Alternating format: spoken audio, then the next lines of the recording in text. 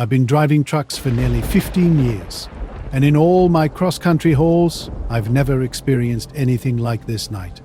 It was a clear September evening in the Rockies. Mist hung low near the tree line as I navigated Highway 12 between Idaho Springs and Georgetown. This route was familiar to me, full of twists, tall pines, and rocky cliff overpasses. After 6 hours on the road, most rest stops were closed, and soft classic rock played on the radio. That's when I saw the light. Pure white and unnaturally bright, it hovered about 100 feet off the ground to my right. At first, I thought it might be a maintenance truck's floodlight, but something felt off. There was no sound, no movement, just this steady, unwavering light tracking alongside my truck. I'm used to strange things happening late at night, but this was different. When I drove under an overpass, the light vanished instantly, like someone had flipped a switch. I checked my mirrors and scanned the cab, seeing nothing. Seconds later, the light reappeared on the other side of the overpass, exactly where it had been before. My trucker instincts kicked in. Was I imagining things? The road winds here, so maybe a car was just out of sight. But this light didn't behave like any vehicle's headlights. It didn't shift or change speed. It just followed, silent and steady, defying everything I knew about normal roadside phenomena. I slowed down, hoping the light would either approach or disappear. No luck. It matched my speed exactly. When I sped up, it sped up too. The whole situation felt surreal, like an invisible force was tracking me, maintaining a constant distance. Every time I passed under an overpass, the light would vanish momentarily, only to reappear immediately after. I tried rationalizing it as a maintenance drone or some new highway lighting system.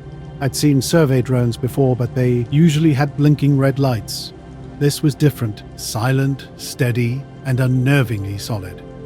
The road wound through a narrow section hemmed in by cliffs and thick forest. No houses or businesses were nearby that could explain the light. Mountain shadows deepened as fog started rolling in, making the light even more bizarre and prominent. At a turnout, I stopped to stretch and catch my breath. The light remained on the road, waiting just past the last overpass. I scanned the area. No trucks, no workers, just forest and rocks. I attempted to call dispatch, my mind racing with what I'd just witnessed. No, working the overnight shift as a security guard at an isolated industrial site just outside Spokane, Washington was usually mind-numbingly boring. This happened about 3 months ago, right as fall was settling in. The nights were cold, the air heavy with the smell of wet leaves and earth, with fog that sometimes rolled in thick enough to blur the floodlights around the perimeter. I got to work around 10 p.m. and clocked in. Most nights were quiet, just sitting in the K-roll room, watching monitors, checking doors, and doing rounds every couple hours. My route took me through dense forests surrounding the big chemical plant, which was completely fenced off and eerily silent. While driving to work, I was trying to check for any road work, but the mountain's dead zone killed my signal. A sense of isolation crept over me. The road behind was dark and empty, with a light sitting there watching and waiting. Back in the truck, as soon as I passed the next overpass, the light reappeared. Now it was closer, maybe 50 feet up, hovering perfectly in line with my passenger window. It wasn't a typical light source. No structure, no shape, just a pure white orb, smooth as a spotlight, suspended in midair. The silence was the most unnerving part. No mechanical hum, no drone buzzing, just absolute quiet. Even with my truck's loud engine running, I kept glancing over, searching for any hint of explanation. A shadow, a frame, a wire, anything. But there was nothing, just that perfect circular light. Driving slower now, my eyes darted between the road and the mysterious light. An unsettling feeling of being watched, of being followed by something invisible, grew stronger. It was a sensation beyond simple fear, something deeper, more primal. The brakes didn't squeal or swerve, just a deep, creeping unease, like something didn't belong here, and I wasn't supposed to see it. When I finally hit the outskirts of town, the light vanished once I crossed beneath the last overpass before the highway flattened out into normal streets and buildings. I stopped at a gas station, tried to tell the clerk what happened, but he just laughed it off and said, I probably saw a drone or a reflection. I didn't push it. Everyone who drives these mountain roads probably has a story or two they don't mention. The rest of my trip was uneventful. I kept looking back in my mirrors, but didn't see anything else. I figured I'd just chalk it up to fatigue or some kind of weird optical illusion. The next day I looked online for any reports about strange lights or drone tests in the area. Nothing. The night shift was dragging on, my thermos of black coffee slowly cooling beside me. Machinery hummed softly in the background, punctuated by occasional metallic creaks in the cool air. Around 3 a.m., my eyelids grew heavy as I half listened to maintenance crew radio chatter while scrolling through camera feeds. At exactly 3:12 a.m., every motion-triggered camera on the main screen lit up simultaneously. This was bizarre. No movement had been detected for hours before this moment. I expected to see a stray animal or a worker out of place, but the footage showed only pure white static. No blurry shapes, no shadows, just noise. I refreshed the feed repeatedly and checked system logs. Everything confirmed the sensors had triggered and cameras attempted to record, yet no images appeared. Switching between different camera angles yielded the same result. Pure static, all time-stamped at 3:12 a.m. with no signs of movement. Calling my supervisor, I reported the incident. He dismissed it as a technical error, telling me to monitor the situation. Unconvinced, I decided to conduct a physical inspection. Grabbing my flashlight, I ventured out into the foggy night. The cold air was thick, my flashlight's beam struggling to penetrate the dense mist. Walking the perimeter slowly, I strained to hear anything beyond my own footsteps in the distant plant hum. Everything seemed normal. No footprints, no broken branches, security. Yet the camera static nagged at me. Returning to the control room, I continued to ponder the unexplained event. Later, I found myself thinking about another strange occurrence from a previous night. I saw something that defied explanation. No news, no social media chatter, nothing. I even called the highway patrol. They said nothing was scheduled or reported for that stretch that night. I don't know what I saw. Whatever it was, it didn't make a sound or move like any machine I've ever known. It just stayed here, following me under the overpasses, then disappearing when the road hit it. Since then, I've been back on that route a few times, but the light never showed up again. It feels odd to say this, but I still think about it sometimes. That silent, steady white light hanging just off the road, keeping pace with me like it was waiting or watching. And every time I drive through those overpasses in my head, I remember it blinking out just before I passed beneath, then popping back on right after. Nothing about it made sense. Nothing explained why it followed me or why it vanished under the overpasses. It was real, though, and I can't quite figure out why. And I stared at the digital clock, watching its numbers jump erratically between 3:11 and 3:13. The monitors around me seemed to shimmer subtly, as if struggling to maintain their clarity. When I rebooted the system, the cameras eventually returned to normal, with the static and flickering disappearing. But something felt different. Weeks passed after that first strange incident. The maintenance logs showed no unusual activity around 3 a.m., and my co-workers reported nothing out of the ordinary. Yet an unsettling feeling persisted. During my night shifts, I maintained a steady routine, constantly checking the monitors. Every time the fog rolled in thick, I'd catch fleeting, unnerving moments. Monitors would twitch, static would briefly flicker, and shadows would seem to move at the screen's edge. But when I looked directly, nothing was there. The isolation was wearing me down, and that initial static event had shaken me more than I wanted to admit. However, the job paid decently, and I had no other prospects. 2 weeks later, everything changed dramatically. Midway through my shift, the camera system went completely dark for 10 solid seconds before flickering back to life. When the feeds returned, the motion-triggered cameras were blank, pure black screens. My heart racing, I rushed outside with a flashlight. The fog was heavier than ever, obscuring everything beyond the fence line. I spent nearly an hour scanning the silent woods, finding nothing. Back inside, I discovered something bizarre. An old chipped mug with a faded logo sitting on my desk. I knew I hadn't brought it, and when I asked Dan, the day guard, he insisted he hadn't touched anything. Strange occurrences became routine. The clock would blink unexpectedly. Screens would freeze momentarily. Static would appear and vanish without warning. The fog seemed to grow thicker each night, creeping closer as if alive. Near the end of one shift, something truly unnerved me. Muffled voices came through the radio, soft whispers just beyond understanding, like conversations happening just out of reach. I called out but received no response. Something was watching me. I could feel its presence through the cameras, even when the screen showed nothing. I've spent years listening to the radio, finding solace in my quiet house, nestled on the edge of rural Vermont.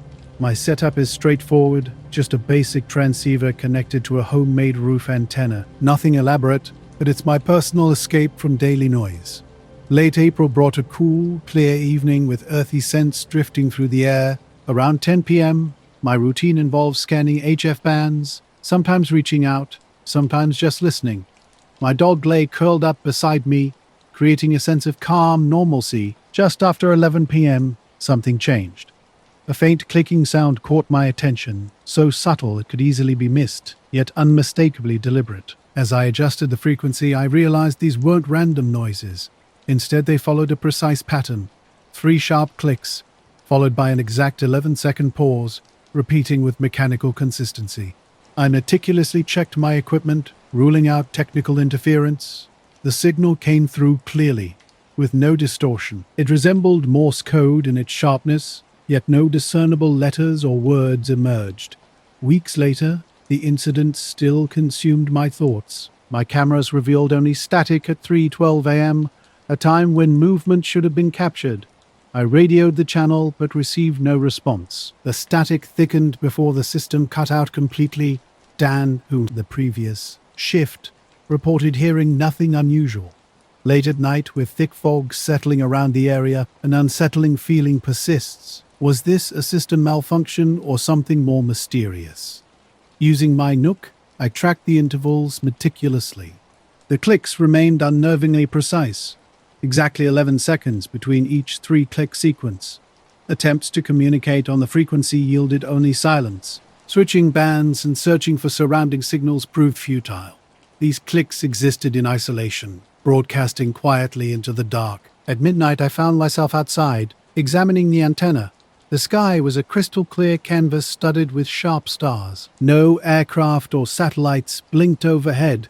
The mechanical rhythm continued, holding me captive for nearly 3/4 of an hour, a haunting, unexplained phenomenon that defied rational explanation. I'm Jamie, 17, sneaking out with a careful strategy while my parents slept. Around 11:30 p.m., I slipped through my bedroom window, hoping my dog wouldn't bark. With my little telescope in hand, I headed to the open farmland behind our house. No streetlights meant the stars burst into brilliant clarity. The early summer air carried a thin hint of spring's lingering chill. Near the field's edge, where grass meets dirt road, I set up my telescope and started scanning the sky, searching for constellations and satellites. At first, everything seemed normal, just the usual star spread and a faint town glow. But after about 20 minutes, something felt off. The crickets had gone silent, an unusual quiet for that time of night. The breeze stopped completely, and the air felt heavy, like it was holding its breath. Days earlier, I had encountered a strange radio phenomenon. Using my spectrum analyzer, I discovered 3 distinct sharp taps repeating every 11 seconds. The clicks persisted steadily through the radio, with no obvious signal spike or modulation. A strange anticipation gripped me. Something felt like waiting, but nothing happened. At 11:40, the clicks suddenly stopped, as if someone had flipped a switch. Silence replaced the rhythmic sound, with static returning to the channel. I sat motionless, fingers on the dial, expecting the pattern to restart. It didn't. Online research and radio forums yielded nothing. Sharing the experience with fellow ham radio operators produced mixed reactions. Some dismissed it casually. Others suggested interference or equipment malfunction. Yet no one could explain the perfect timing or the precise 3-click repetition. I attempted to recreate the experience, tuning into the same frequency at the same time. Nothing, just static and background noise. I continued listening on subsequent nights, hoping for a recurrence, but the mysterious signal never returned. Sometimes I could swear I hear the faintest echo of those clicks. No, a massive black triangle hung in the sky, blocking out the stars with impossible smoothness. It wasn't like any shape I'd seen before, more like someone had carefully cut a perfect geometric piece from the night and placed it overhead. No texture, no edges, just an empty void moving with an unnatural precision. The silence was the strangest part. No engine noise, no hum, just this dark shape gliding across the darkness. Stars disappeared behind its razor-sharp edges, which were unnaturally straight, nothing like the soft shifting of clouds. My telescope was useless against its deep blackness. From northwest to southeast, the triangle covered about half the sky in just 5 minutes. Then, without warning, it vanished. One moment it was there, blocking starlight, and the next, nothing. No sound, no flash, simply gone. My heart raced because I knew this wasn't ordinary. Part of me wanted to run inside and lock the door, but I couldn't look away. My dead phone sat uselessly in my pocket, forgotten and uncharged. I remained frozen, trying to make sense of what I'd witnessed. Slowly, the world around me returned to normal. Crickets started chirping. A breeze picked up, and stars began twinkling again as if nothing had happened. While packing up my telescope, I kept glancing over my shoulder, half expecting the triangle to reappear. But it didn't. Later, lying in bed, I couldn't shake the memory of strange clicks, a steady rhythm like a heartbeat just beyond hearing. Was it a machine, a radio phenomenon, or something unexplainable? The sound had filled the room, precise and consistent, then vanished. Now I keep my radio on at night, hoping it might return. My friends would never understand, always caught up in parties, sports, and online trends. But every night after that, I found myself scanning the sky, hoping for answers. Something had been up there, watching, waiting, deliberately avoiding detection. I never told anyone. Nothing ever came. Nine's Roy, and after years of contracting work, Nevada's quiet landscape became my sanctuary, a place far from city noise. Just a mile from my home, a dry lake bed stretches out with nothing but endless stars overhead, flat and cracked like forgotten earth. 2 years back, something strange started happening out here, not every night but with an almost mechanical precision. Always at 2:33 a.m. sharp, pure chance led me to first notice this phenomenon. One sleepless night around 2:30 I grabbed my old binoculars and peered out the window, spotting a tiny faint light on the lake bed. This wasn't like a flashlight, but a pale, hazy glow about as bright as a distant street lamp, yet completely motionless. I wondered if someone was camping or had a broken-down vehicle. But there were no sounds, no engines, no voices, no movement at all. When I looked again a minute later, the light had vanished. The next night I set an alarm to investigate. Right on schedule at 2:33, the light reappeared in the exact same spot. Through my binoculars I could see a pinprick of pale light hovering just above the cracked ground. It didn't flicker or move, just hung there like a distant star dropped onto the earth. I watched for about 10 minutes, nothing changed. No brightness shift, no shape alteration. Then it simply disappeared as if someone had flipped a switch. After several nights of observation, I started keeping a log. Each night I'd set my alarm, grab the binoculars, and watch. Sometimes it appeared, sometimes it didn't. But when it did, it was always at 2:33, not a minute either way. The location was incredibly consistent, dead center of a dry lake bed with no roads or rails nearby, just flat, cracked mud stretching out in every direction, no tire tracks, no footprints, nothing to suggest human presence. One late spring night I decided to investigate. Around 2:15 a.m. I grabbed my flashlight and binoculars and headed out. The air was cool and dry, the sky crystal clear. By 2:25 I was at the lake bed's edge, facing the spot where the light typically appeared. The memory haunts me, this silent light slowly drifting across the stars, vanishing like it never existed. Was it a secret military experiment? An unexplained weather phenomenon? I can't be sure, but it's etched in my mind like a black hole where stars once moved, making the night feel less empty than I'd thought. The parched, rough ground stretched beneath me, an endless expanse of silence, broken only by my breathing and the occasional rustle of a lizard in the nearby scrub. At precisely 2:33, a pale, faint light materialized, closer this time, maybe 100 feet away, hovering motionless just above the ground. My curiosity prompted me to sweep my flashlight across it, hoping to reveal its nature, but the light absorbed my beam, swallowing it as if it weren't even there. A chill ran down my spine. Something felt off, and I decided against getting closer.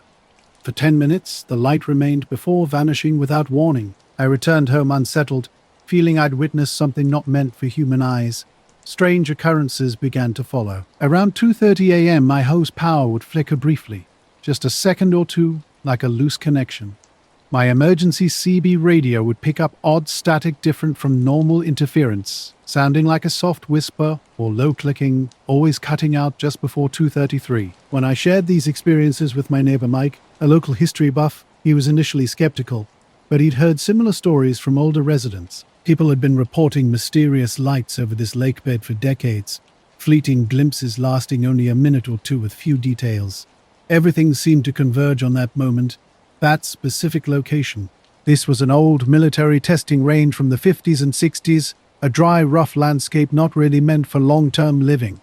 Night after night, I watched a faint light that never grew or moved, simply appearing and disappearing in the same spot, completely silent and unchanging. About a month after first noticing the light, something else caught my eye. Through my binoculars, near the lakebed's edge, I saw a shadow. It wasn't human-shaped, but moved deliberately, like something was pacing or circling. When I blinked, it vanished, no sound, just absolute silence. After that, I became more cautious. Some nights I'd doubt myself, wondering if loneliness and boredom were making me see things. But then the light would return, right on schedule, pulling me back into observation. The last time was just a couple of weeks ago. 2:32 in the morning. I'd just finished checking some house wiring when I grabbed my binoculars. A minute later, the familiar glow appeared exactly where it always did. This time felt different. The light seemed to linger, almost hesitating before vanishing. When morning came, I woke up exhausted with a foggy feeling. No strange memories, just an unsettling sense of unrest. I've ruled out all logical explanations. It's too precise to be random, yet not threatening. Who would believe me if I reported it? A light appearing at 2:33 a.m. on an empty lake bed, consistently, for years. So I keep watching. Not every night, but often enough. Always with binoculars. Always waiting. The light comes and goes like clockwork. Quiet and distant. I'm still trying to understand. Does it mean something or nothing at all? Saturday morning was just breaking over rural Vermont. Late October cast its cool, damp air across the landscape. Milo and I were on our usual walking route, moving down the lane behind our house, past the abandoned Miller farm, and into the open field stretching between the road and the woods. The area was growing wild, but it remained one of Milo's favorite spots where he could run freely without a leash. That morning started like any other. I tossed his ball and he chased it through dew-covered grass, thin fog hanging low over the fields. The sky was a deep grey blue, not yet touched by sunrise, with a horizon that seemed to dissolve into mist. The distant tree line was blurry, softened by thick fog. Near the fence separating the field from the neighboring property, something caught my attention. A strange shape hovered about 100 yards away, suspended, motionless, 6 or 7 feet above the ground. It wasn't like any weather balloon or farm equipment I'd seen before, oval-shaped and roughly. The size of a small car, the object had a bizarre surface, simultaneously dull and reflective, almost like a matte chrome coating that didn't gleam or reflect the surrounding environment. Milo's behavior suddenly changed. He stopped moving, sat down beside me, and became completely still. His ears were perked, eyes fixed intently on the shape. This was unusual. Normally, he'd be pulling me forward, eager to explore. I called his name several times and tried tugging his leash, but he remained seated, rigid, and unmoving. An eerie silence had fallen over the morning. The typical sounds, birds chirping, wind rustling, distant tractors had vanished, as if the world had suddenly gone mute. The morning fog rolled thick over the field, creating an eerie landscape where something felt distinctly out of place. I stood watching, unsure if exhaustion or an overactive imagination was playing tricks on me. Unlike the blurry edges of grass and trees, a shape remained, unnervingly clear and solid, its presence inexplicable in the misty environment. Milo, my dog, seemed unusually tense. He pulled at the leash and acted strangely, his behavior signaling something was wrong. I glanced down at my watch for just a second, and when I looked back, the shape had vanished completely. No sound, no movement, no disturbance in the fog. It was simply gone. My dog stayed close, his tail low, constantly looking back at the empty spot where something had been moments before. We finished the walk faster than usual, and I tried to rationalize what I'd seen. Maybe it was just a piece of trash or a trick of the light. When I mentioned the incident to my neighbor Hank, a local who knew the area well, his reaction gave me pause. He was skeptical, insisting there was nothing out in that field except some old mill scrap. Hank questioned whether I'd seen a phone reflection, but I knew I hadn't been using my phone. What stuck with me most was Milo's behavior. He's normally relaxed, but that morning he seemed genuinely unsettled, as if he'd witnessed something dangerous or inexplicable. In the days that followed, I watched the field carefully during our morning walks. Everything appeared normal: fog rolling in, grass growing, crows calling from the old trees. But sometimes when the fog was thick, I'd get an eerie feeling of being watched. Milo's ears would twitch, and he'd stare intently at what seemed to me like empty space. I asked Hank about local stories, and he mentioned only vague legends about strange lights and sounds that nobody took seriously. The idea of returning to the field at night to investigate crossed my mind, but the memory of that silent, hovering shape and Milo's reaction kept me back. To this day, I can't explain what I saw that morning. It was silent, motionless, and disappeared without a trace, leaving behind nothing but an unsettling mystery. July around 5 a.m., something happened that I still can't explain. The forest was unusually silent that morning. No birds chirped, no insects buzzed, and even the wind seemed to have stopped. I was hiking through dense woods on an old service road, navigating to a restricted area my supervisor had asked me to investigate. The main trail ended about half a mile from my destination, with a thick fog blanketing the landscape and limiting visibility to barely 20 feet ahead. My standard gear included boots, radio, flashlight, and notebook. The radio remained quiet except for routine morning check-ins, and no other rangers were on duty in the area. After moving through patches of fir and cedar trees, I suddenly stumbled upon an unmarked clearing with something truly bizarre at its center. A perfect 10-foot circle of completely scorched grass stood out starkly. The grass was black and brittle, as if burned to a crisp, yet strangely, nothing surrounding the circle showed any fire damage. Nearby trees and shrubs looked completely untouched. No singed bark or leaves, no smoke smell. Curious. I knelt and examined the circle's edges. The soil underneath was dry and cracked, but not in a way that suggested recent burning. It was almost as if the grass had been incinerated without the fire ever reaching the ground. I carefully circled the clearing, searching for any signs of human activity, cigarette butts, campfires, footprints, but found nothing. The ground remained undisturbed. I radioed dispatch, reporting my location and describing the scene. I asked if any controlled burns had been scheduled in the area.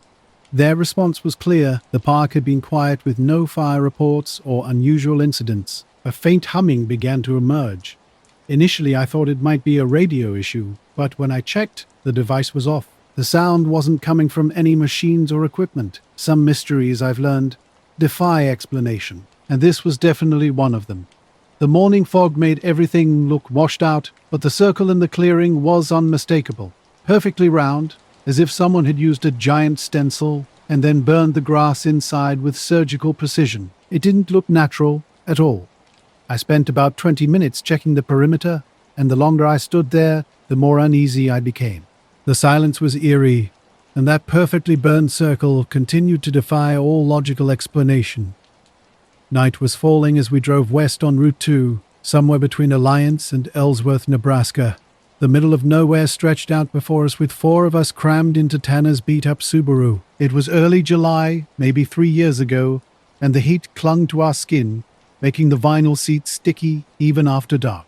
Lacey had suggested stargazing near the sandhills, away from town lights, and Tanner was always eager for a drive.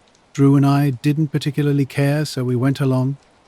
We packed a cooler with drinks, a Bluetooth speaker, and a few blankets to sit on in the grass. The sky was crystal clear, with no clouds, and a low amber moon rising behind us. The road seemed to extend endlessly with no headlights visible in front or behind. About an hour into our drive, we first noticed the lights. At first, it seemed like nothing unusual, but something felt off. Looking back, I can't shake the memory of that strange night, much like the unexplained scorched circle I discovered during my time as a park ranger. Back then, I'd stumbled upon a perfect burned patch in the clearing. The park management told me to keep an eye on it, but something about it never felt right. When I first found the circle, I didn't feel like I was standing near vehicles. Instead, I felt like I was rising from the ground itself, low, constant, and unsettling. Over the next few days, I returned with other rangers during daylight hours. The circle remained, grass-scorched black, brown dry and cracked beneath. No ash, no burned branches, just a clean, perfect ring. Mark, one of the rangers, suggested it might be a lightning strike, but I knew that was impossible. No recent storms and lightning typically leaves destruction, not a tidy geometric shape. Strange details kept emerging. When Mark and I returned, his GPS showed the clearing coordinates were consistently off by hundreds of feet. We recalibrated multiple times, but the readings never matched our actual location. It was like the spot itself was shifting or the instruments were malfunctioning. We fenced off the entire area, restricting public access. I began reviewing perimeter cameras, but nothing unusual was recorded. No humans, no animals large enough to create such precise burn marks. About a week later, during a routine patrol near the restricted zone, I was logging notes when a quick flash of light caught my eye through the trees. I stopped and stared, but when I turned, it had vanished. Soil tests came back clean, and the grass burned in an unnatural way. Eventually, I stopped mentioning it at work. My thoughts kept drifting back to the strange, scorched clearing in the park. Every time I drove past, I'd glance toward the trees, wondering about that silent, perfect circle. Was it still there? Had it moved? Questions lingered without answers. Over the next month, odd details haunted me. The clearing's changing appearance, the strange silence, the humming, weird GPS readings and flickering lights. Sometimes fog would thick around the area, other times it would be crystal clear, but the scorched circle remained unchanged. We were driving down a quiet road when Lacey spotted something unusual. "Is that a plane?" 5 small white lights hung low in a perfectly straight line, about 100 feet off the ground in the fields beside us. Drew leaned forward, immediately noting something odd. "Those aren't blinking," he said, and he was right. The lights were completely still. No navigation markers, no strobes, just steady white dots suspended in mid-air. Tanner slowed the car as we watched intently. At first, the lights seemed frozen. Then they began to glide forward smoothly and silently, pacing us just off the road's right side. I rolled down the window, expecting engine noise, but heard nothing except wind, tires, and distant cicadas. "Too low for a plane," Lacey remarked. "Too still," Drew added. Tanner stayed silent, eyes shifting between the road and the lights. What happened next was bizarre. The rightmost light suddenly vanished. Not dimmed or drifted away, but disappeared as if someone flipped a switch. 10 seconds later, the next light went out, then the next. Each light winked out from right to left at precise 5-second intervals. The final light, closest to the road, was the last to go. Tanner pulled over onto the gravel shoulder. We all got out, surrounded by an eerie silence. Insects buzzed in the grass, and distant power lines hummed softly. Lacey pointed to where the lights had been. "They were right here, weren't they?" Drew walked into the grass, scanning the sky. "Maybe drones," he suggested, but no one responded. Something felt off, something we couldn't explain. We were driving along when something strange happened. The silence was different, almost unnatural. None of us felt like ourselves anymore. After a weird sound stopped, we just sat there without knowing why, staying put for about 5 minutes. Tanner finally suggested we keep moving. We got back in the car, leaving the speakers on but quiet. Each of us was lost in thought. Lacey stared out the window, Drew looked ahead, and I watched the sky. Tanner drove slower than before, his face blank, seeming to expect something unexpected. 15 minutes later, we pulled off at an old turnout with a rusted, faded, no trespassing gate. When Tanner killed the engine, an intense silence surrounded us, a kind of quiet you only find far from civilization. "Let's sit here a while," he said. We wanted to see if anything else would happen. Without discussion, we grabbed blankets and walked into the grass. Comfort wasn't the point. We spread out and looked up. The night was perfect for stargazing. The Milky Way stretched across the sky like a luminous ribbon. I spotted a satellite, and Lacey pointed out a shooting star.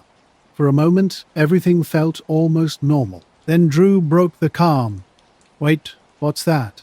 He pointed straight up at a small white light moving steadily across the sky, much higher than previous ones. I initially thought it was a satellite, but its behavior was strange. Suddenly it stopped completely. No drifting, no fading. After about 10 seconds, it made a sharp 90° turn and moved sideways before vanishing. We all saw it.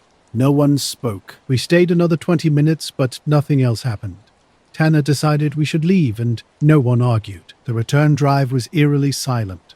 Even Lacey, normally talkative, remained quiet. Back in Alliance, we tried to normalize the night by hitting McDonald's drive-thru. Sitting in the parking lot eating fries, we avoided mentioning what we'd seen. Days later, I asked Tanner if he'd experienced anything similar. He said no, but shared that his dad, a former lineman in the Sandhills, had once mentioned strange silent lights over the prairie, though he never gave details. Late October 2019 was just another night at Epley Airfield in Omaha.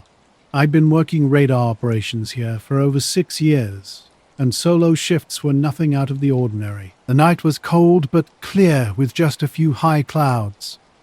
Drifting in from the west, that night was quiet. Our traffic was minimal.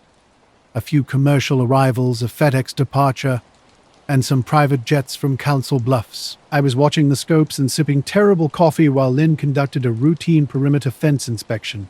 Things got strange around 8:40 p.m. A single radar ping appeared just west of the Missouri River near Elkhorn. Initially, I wrote it off as a reflection, something that can happen with weather or terrain. But then it showed up again slightly north for 2 sweeps before disappearing. I logged the contact as unknown. No transponder, no altitude, just an intermittent visual track. 4 minutes later, it reappeared east of the river outside Omaha's Class C boundary. Its speed was remarkable. Fighter jet fast with no transponder code. I called out on the emergency frequency but received no response. Between 8:50 and 9 o'clock, the object, or whatever it was, appeared 7 times on my scope. Each appearance lasted just a second or two, never in the same location. It jumped from north of the airport to south, then out toward Bell, even crossing the river again. The movement defied logic. Some jumps covered over 20 miles in less than 10 seconds. These radar blips were flickering with 0 altitude data and no identification. No squawk, nothing. Even though we're not technically supposed to, I started screen recording. It's not unheard of when something seems off. Around 9:10, I called the supervisor desk. Daryl, an older ex-Air Force guy, was on duty that night. When I explained the intermittent radar contact with an unidentifiable, non-transponding object moving erratically, he paused before simply asking how long I'd been watching it. After I said about 30 minutes, he just told me to keep logging and take no further action. I suggested notifying off at Air Force Base, but he dismissed the idea, saying they'd see if needed. His response felt rehearsed, like he'd said it before. By 9:12, the object had vanished. For nearly an hour, nothing else appeared on my scope. I ran diagnostics, checked antenna status. Everything checked out green. When Lynn returned from her walk around 10:30, I was still puzzled. Afterward, I searched everywhere for confirmation. No news articles, no air traffic reports, nothing online. It was like the entire incident never happened, except I knew what I'd seen. Those lights blinking out one by one, as if someone was deliberately switching them off. I still think about that night, wondering what I witnessed. Now I loaded the screen recording onto a USB after my midnight shift. At 24 minutes long, most was dead air, with the object only appearing in 6 or 7 brief moments. Watching repeatedly, I noticed the track lines were jagged and inconsistent, almost like the object was skipping. We were camping near Black Mesa, just west of the Colorado-New Mexico border at the end of September. Days were still warm, but nights dropped hard. No cell reception, barely any light pollution. Perfect for stargazing. 5 of us made the trip. Me, my cousin Nathan, his girlfriend Emily, and our friends Felix and Dan. We had 3 tents and a fire pit, made from scavenged rocks, nothing fancy. After hiking about 3 miles off a dirt access road, we were ready to get away from everything. The first day and night went smoothly. We hiked, made dinner over the fire, drank cheap beer, and shared some weed. Around 10, we sprawled on the rocks looking up. Nathan, who's into astronomy, pointed out Saturn and constellations.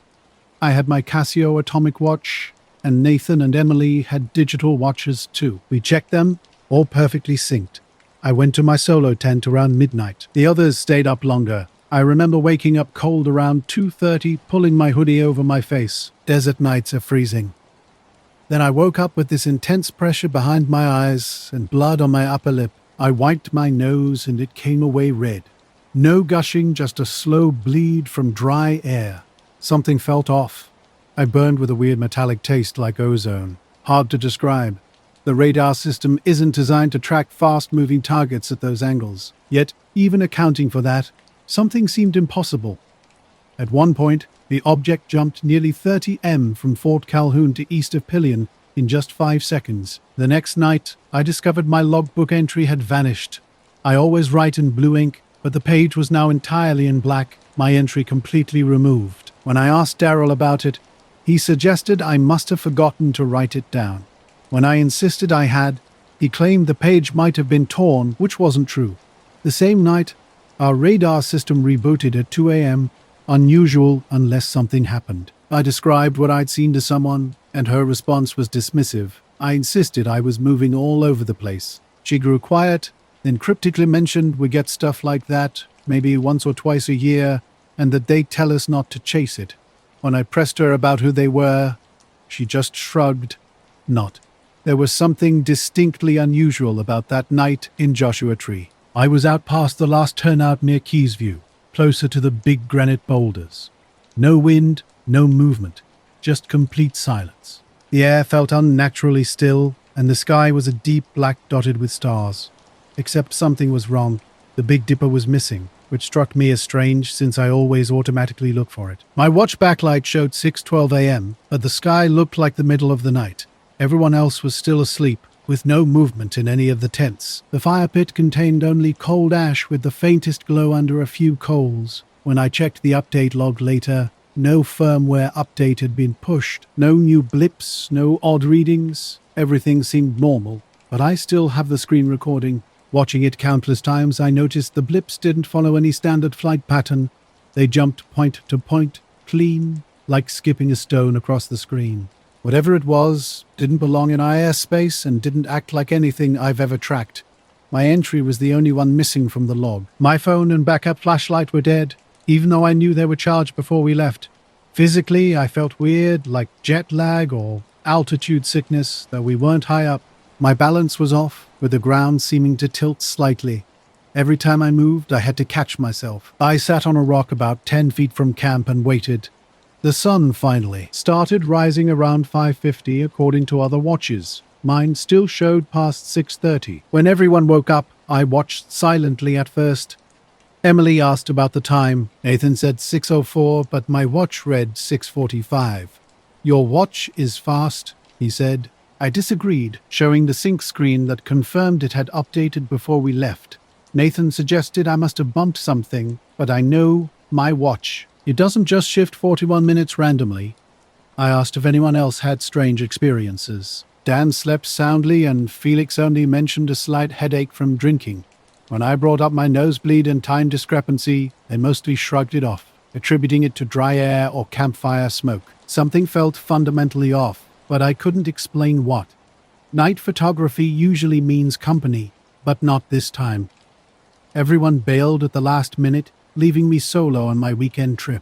A short drive got me to a small pull-off just wide enough for my car, and I hiked about 10 minutes up a flat ridge with nothing but boulders and open scrub around me.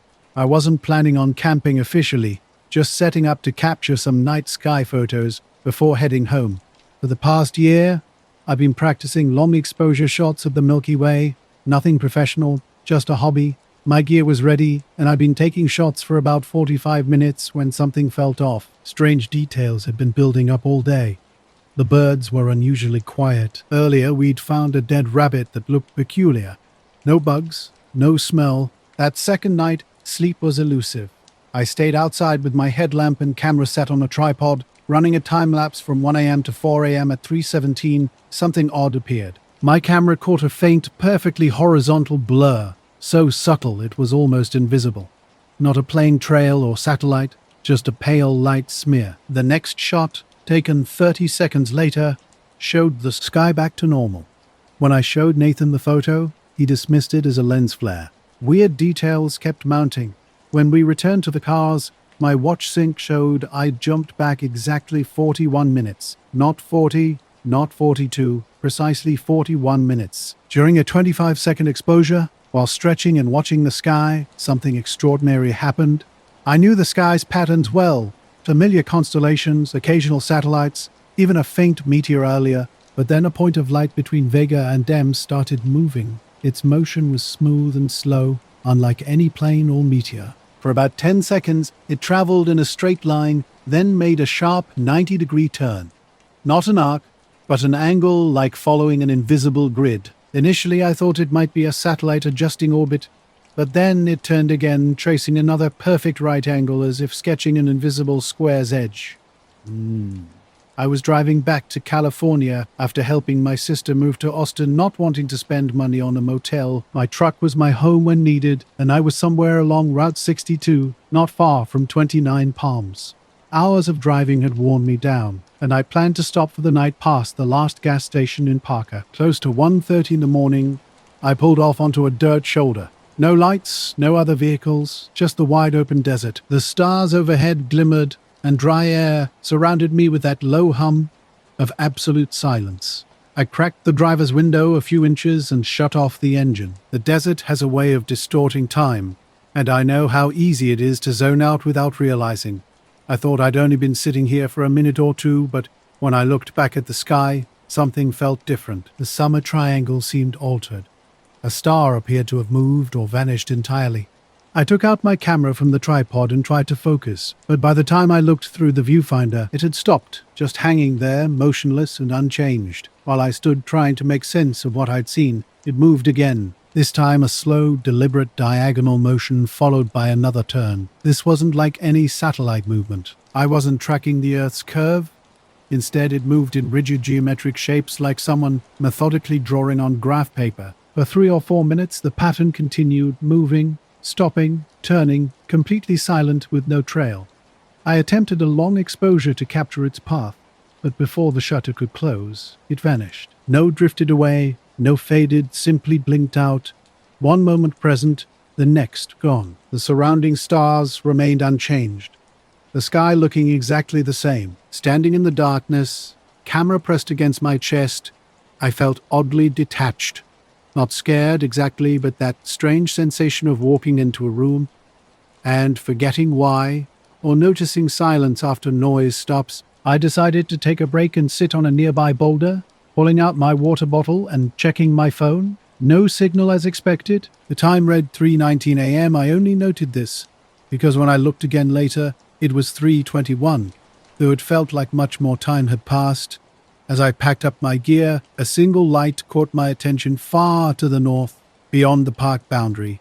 At first, I assumed it was just another star, but then it began to move in that same peculiar, geometric pattern I had witnessed earlier. The Mojave night stretched out before me, silent and vast. Noon, I was motionless beside my car, watching a soft, steady white glow without typical aircraft strobes. Minutes passed, and the light remained unchanged, unmoving. As I started the engine and drove toward the main road, my eyes constantly checked the rearview mirror. The light stayed exactly where it had been, not following, not approaching, just present. Once I passed the bend near Ryan Mountain, it vanished completely, replaced by trees, rocks, and darkness. I didn't immediately share the experience, not out of fear of disbelief, but because I couldn't articulate what I'd witnessed. Days later, I showed a coworker the long exposure photos. They appeared normal, clean star fields, with nothing unusual. Yet I knew what I saw. That star moved with an unnatural, deliberate slowness, as if guided by something beyond our understanding. Since that night, I haven't returned to that place. The pre-dawn darkness hung heavy, and I stirred from a deep sleep, my hoodie bunched into a makeshift pillow. Something felt off, though I couldn't immediately pinpoint what. The truck was completely silent. No sounds, no movement, just an unsettling stillness. When I looked around, the windows caught my attention. Every single one was covered in a thick, strange fog, not the kind from breathing inside a closed vehicle, but a deliberate smear, as if someone had wiped them from the outside with a wet cloth. This made no sense. The air had been bone dry when I parked, with zero humidity or chance of condensation. Cautiously, I wiped a spot on the windshields inside. It remained clear, confirming the fog was definitely external. A strange unease settled in my stomach. I hesitated to turn on the dome light, feeling an inexplicable reluctance to illuminate whatever might be outside. Stepping out carefully, I noticed the ground was hard-packed dirt and gravel, completely dry. Walking slowly around the truck, I examined the windows more closely. The fog was applied in long, even swipes, almost like deliberate cleaning strokes. Some areas showed finger-like streaks, as if someone had meticulously wiped the glass from the outside. I crouched and checked underneath the vehicle. No footprints, no disturbances in the dirt. The silence was profound, broken only by the occasional tick of the cooling engine. Something had happened here, but I couldn't explain what. The entire scene felt surreal. Now, a fishing trip with Carl to Goose Hollow Lake in northeastern Pennsylvania had seemed routine, but something strange happened during the journey back through the desert. I was alone in my truck, surrounded by absolute silence in the middle of the night. Around 1:30 a.m., I started dozing off. My last phone check was at 1:47 a.m. When I woke up later, everything felt off. The clock read 5:42 a.m., yet the sky remained pitch black, not the early dawn light you'd normally expect. Nearly 4 hours had passed, but it felt like I just blinked. The truck seemed different. Windows were fogged, the glass wiped clean, and a strange smell hung in the air, faint but distinct, like old copper or ozone. I kept checking the rearview mirror, half expecting to see something, but the road behind me was empty. Initially, everything had seemed normal. Headlights cut through dirt and low shrubs as I pulled back onto the road. About 5 minutes later, I noticed the radio display had reset completely. Time presets, everything, as if the battery had been disconnected. I hadn't touched anything. My phone's clock was equally puzzling. The time didn't match the darkness outside, and I tried to rationalize it. Maybe the mountains were blocking the sun, or I'd lost track of time, but something didn't feel right.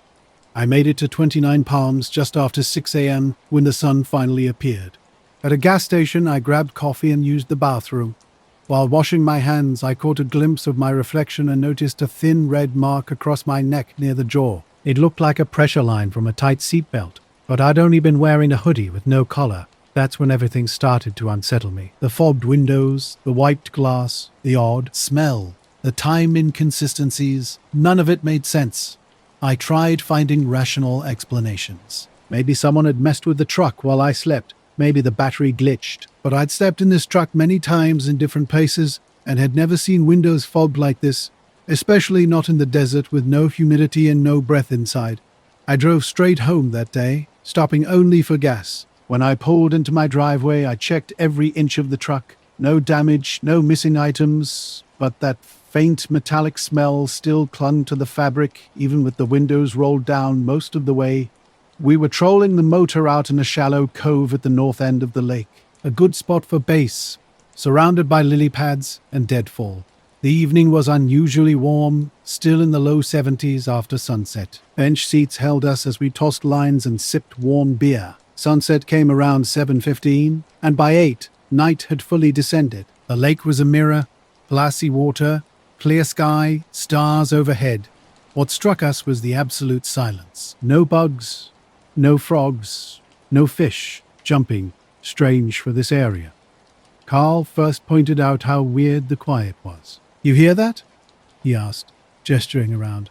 Our voices seemed too loud in the dead silence. Water lapped against the boat, but otherwise nothing. No crickets, no distant trucks, just complete quiet. We sat listening for maybe 5 or 10 minutes when a light appeared through the trees on the lake's east side.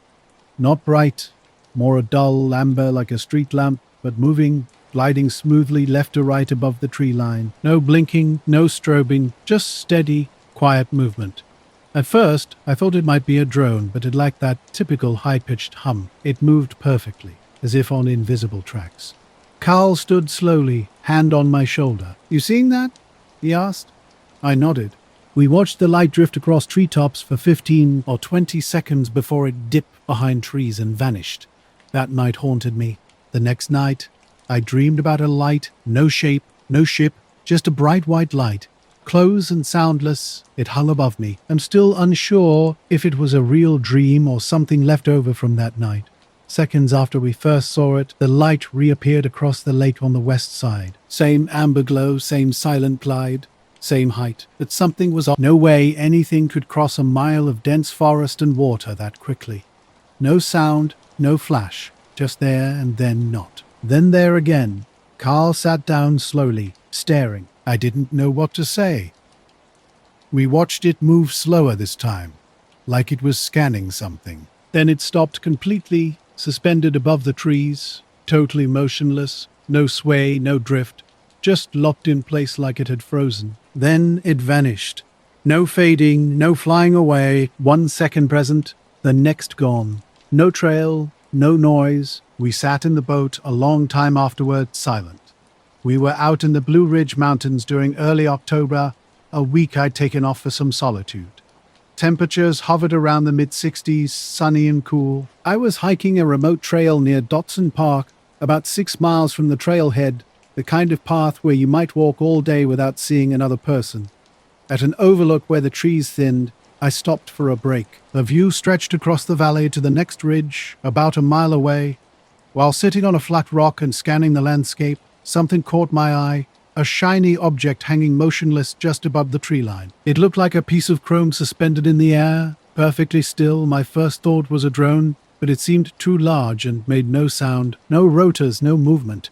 Just a small silver dot reflecting sunlight like a perfectly angled mirror. I watched it for what might have been 10 or 30 seconds, hard to tell. When I looked down to grab a protein bar, the thing vanished. Not moved, just completely gone. Scanning the ridge revealed nothing. Then I noticed the silence.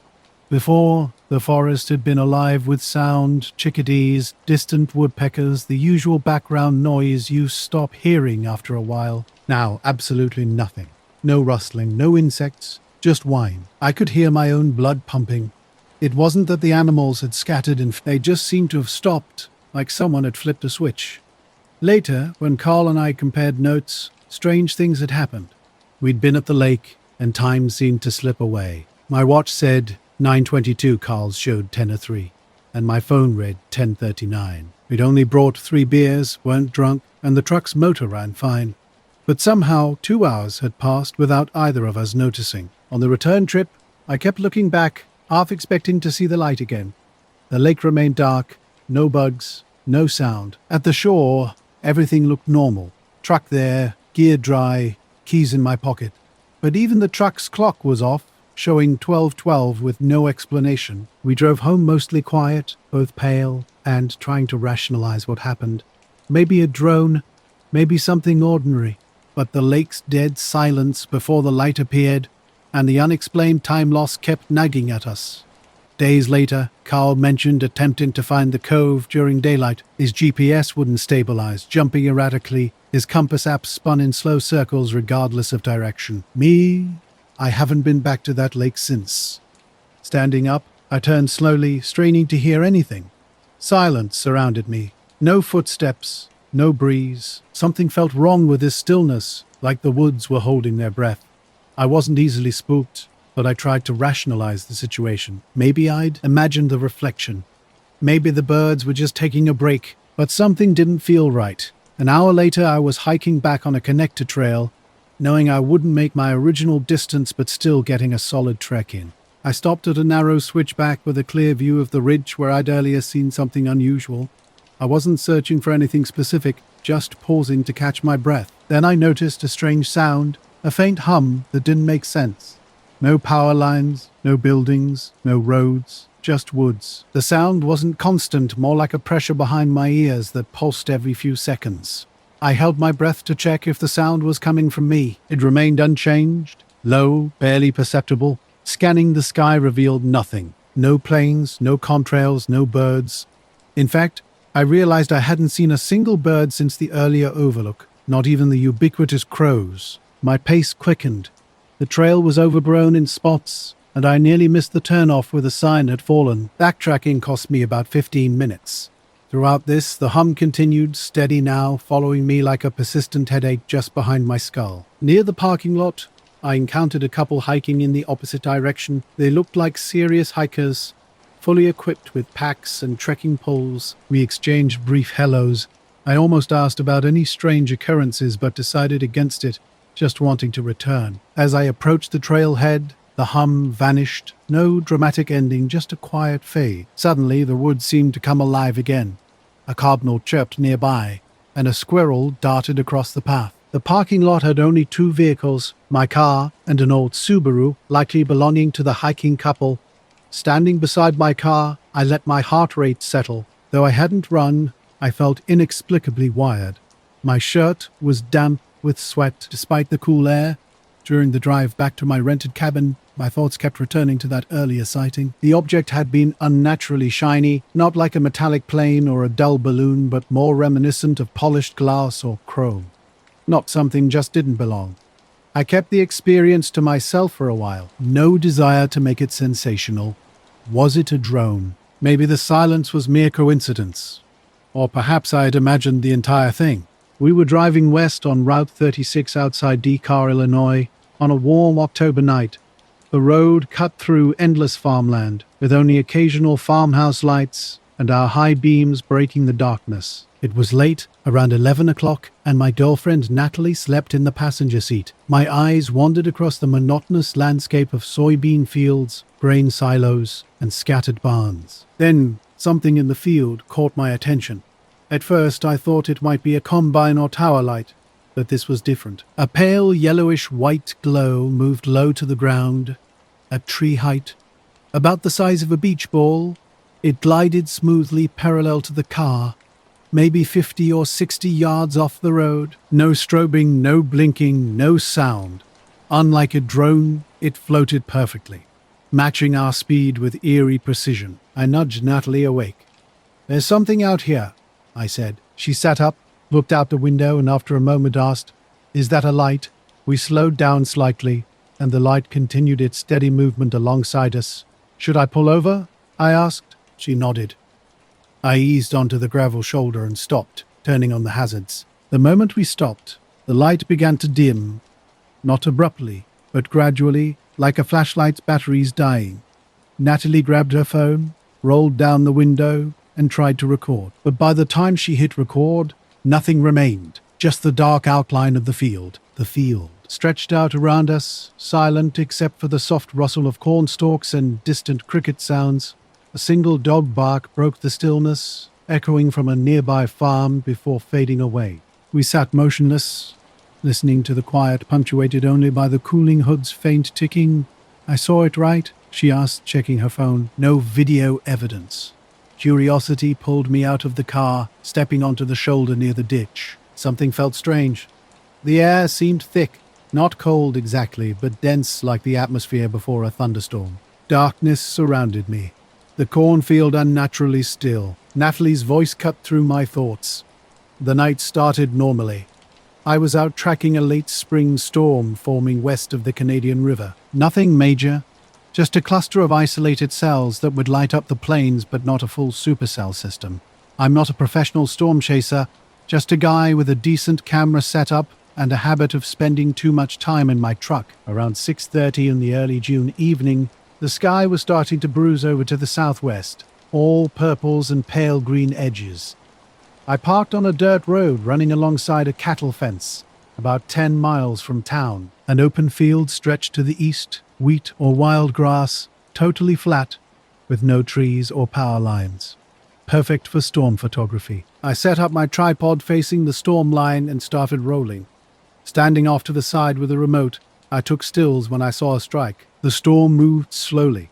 Distant thunder rolled low through my chest, and the air smelled sharp, ozone, dust, damp heat. Every few minutes, a bolt would reach down and touch somewhere far off, but nothing really close. About 40 minutes in, one strike hit the field straight ahead, maybe a couple 100 yards out. It wasn't the brightest bolt I'd ever seen, but close enough that the sound hit barely a second after the sea. Flash. A big crack like a board snapping, followed by a growl that seemed to come from under the ground. It startled me, but I kept the camera rolling. I even said something dumb out loud, like that was a good one. Later, when I turned, Natalie was looking past me, her gaze fixed over my shoulder. I spun around and caught a fleeting glimpse. A faint glow hovering low above the field, maybe 5 or 6 feet up, about 100 yards out. It vanished instantly, like a dimmer switch fading to black. We sat frozen, an unspoken tension hanging between us. The moment didn't feel threatening, but something watched, waiting. Eventually I started driving, breaking the silence. Natalie kept glancing back at the field. Minutes later, approaching a county road intersection, movement caught my eye, something tall shifting behind a tree line. Maybe deer, maybe shadows. We said nothing. In Riverton, we stopped for gas. While Natalie used the bathroom, I stretched my legs under a sky blazing with stars. The earlier encounter lingered like a half-remembered dream. We made it to Springfield just after midnight, checking into a cheap motel near the highway. Neither of us slept well. I kept waking up every hour, checking the window like I thought it might be there, hovering. That night, I was alone at home in a quiet Cleveland neighborhood with older houses and streets where people know each other but don't really connect. It was late October, about 2 years ago. After capturing some lightning footage, I started examining the best frames carefully. The lightning itself was brief, lasting just 5 or 6 frames, but something caught my eye right before the flash. Initially, I thought it might be a camera glitch. Though my equipment isn't top tier, it's usually reliable. When I zoomed in, I saw a distinct shape, not a light or a smudge, but a dark object. It was disc-shaped, horizontal, slightly tilted, hovering about 20 feet above the grass, centered perfectly in the frame. I stared at it for a full minute and then re-watched the section. The shape appeared suddenly, one frame of grass and dim sky, then this object followed immediately by lightning. I tried to rationalize it. Maybe a bird mid-flight, a drone, something on my lens, but nothing matched. No wings, no blur, no rotor blades, just a flat, dark grey oval with soft edges, almost as if it was absorbing light. By checking time codes and slowing the video down, I confirmed this was the only anomaly. No other sensor errors or strange artifacts existed in the entire recording. I attempted to recreate the shape by adjusting contrast, shadows, and saturation in other video stills, but couldn't replicate it. That night, sleep eluded me. The next morning, I returned to the same road and field stretch. Clear skies, no storms on the radar. Walking to the spot where I believe the lightning struck, I found no dramatic burn marks. Just a small patch of grass that looked oddly flattened, as if something heavy had hovered close to the ground. Outside the parking lot, in the morning, we didn't talk about it much.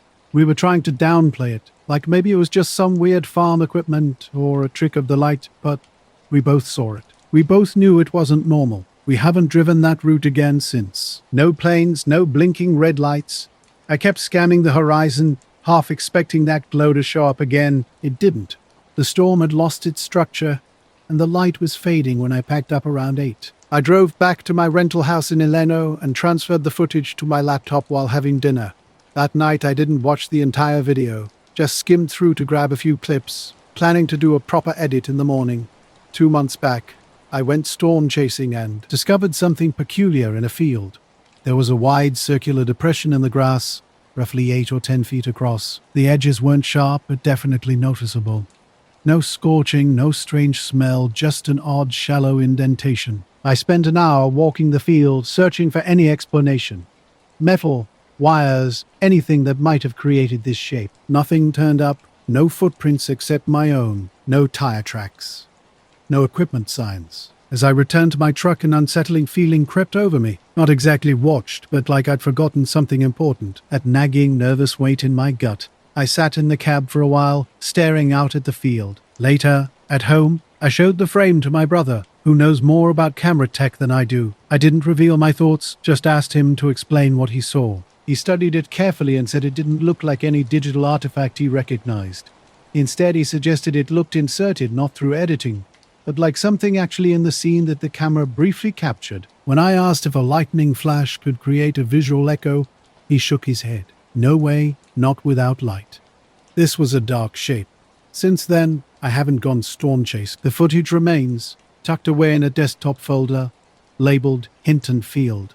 I haven't deleted it, but I haven't watched it again either. Late at night, in absolute silence, I think about how this thing appeared in just one frame, like it was waiting, and the lightning momentarily illuminated it. 1/100th of a second, then gone. Then the streetlights caught my attention.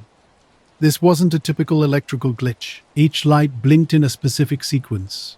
2 blinks near my house, 3 down the block, 1 across the street. The pattern felt more like deliberate communication than random malfunction.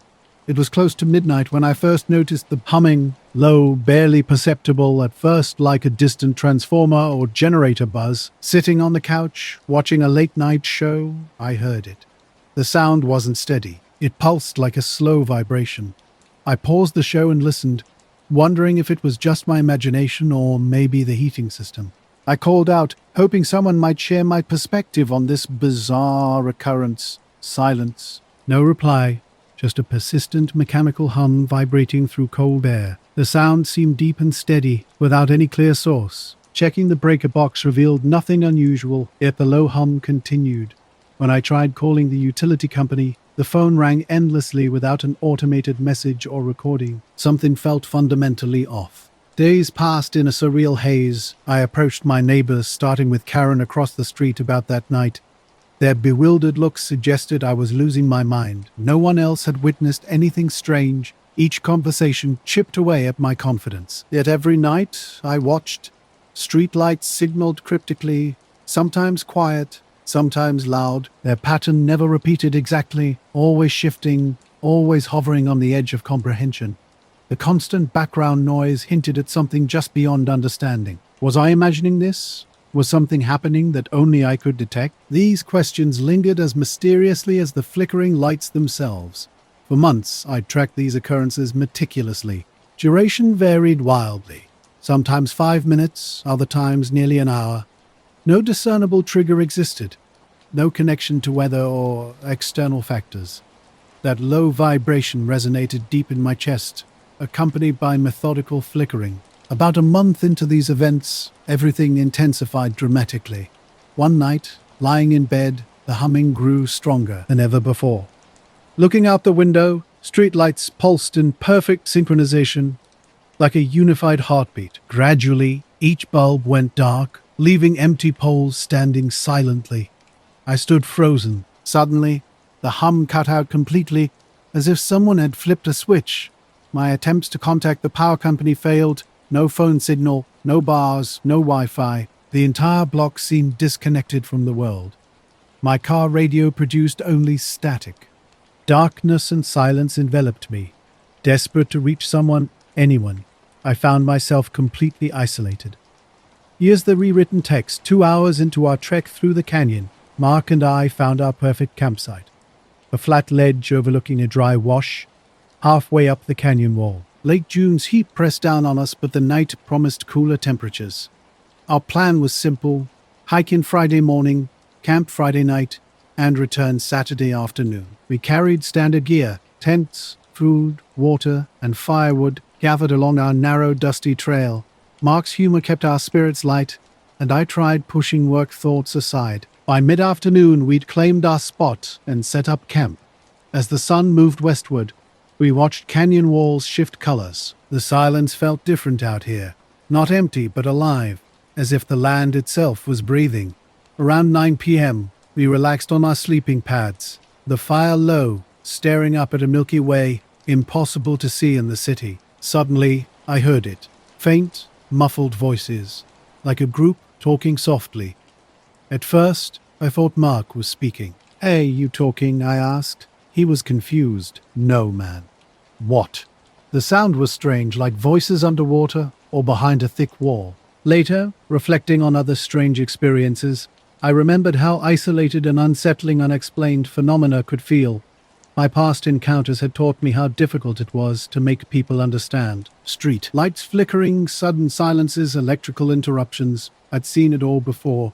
Even my own clock had stopped during one such incident, an eerie sense of isolation washing over me. After what felt like 10 or 15 minutes, streetlights would begin flickering back to life, slowly illuminating one by one. Signals would restore, clocks resumed ticking. When I'd call utility companies, recordings claimed no outages had been reported. These experiences haunted me, making sleep elusive. I'd stopped sharing these stories. People dismissed them, quickly changing the subject, treating me as if I was imagining things or losing my grip on reality. The flickering and humming continued sporadically over 6 months, sometimes frequent, sometimes vanishing for weeks.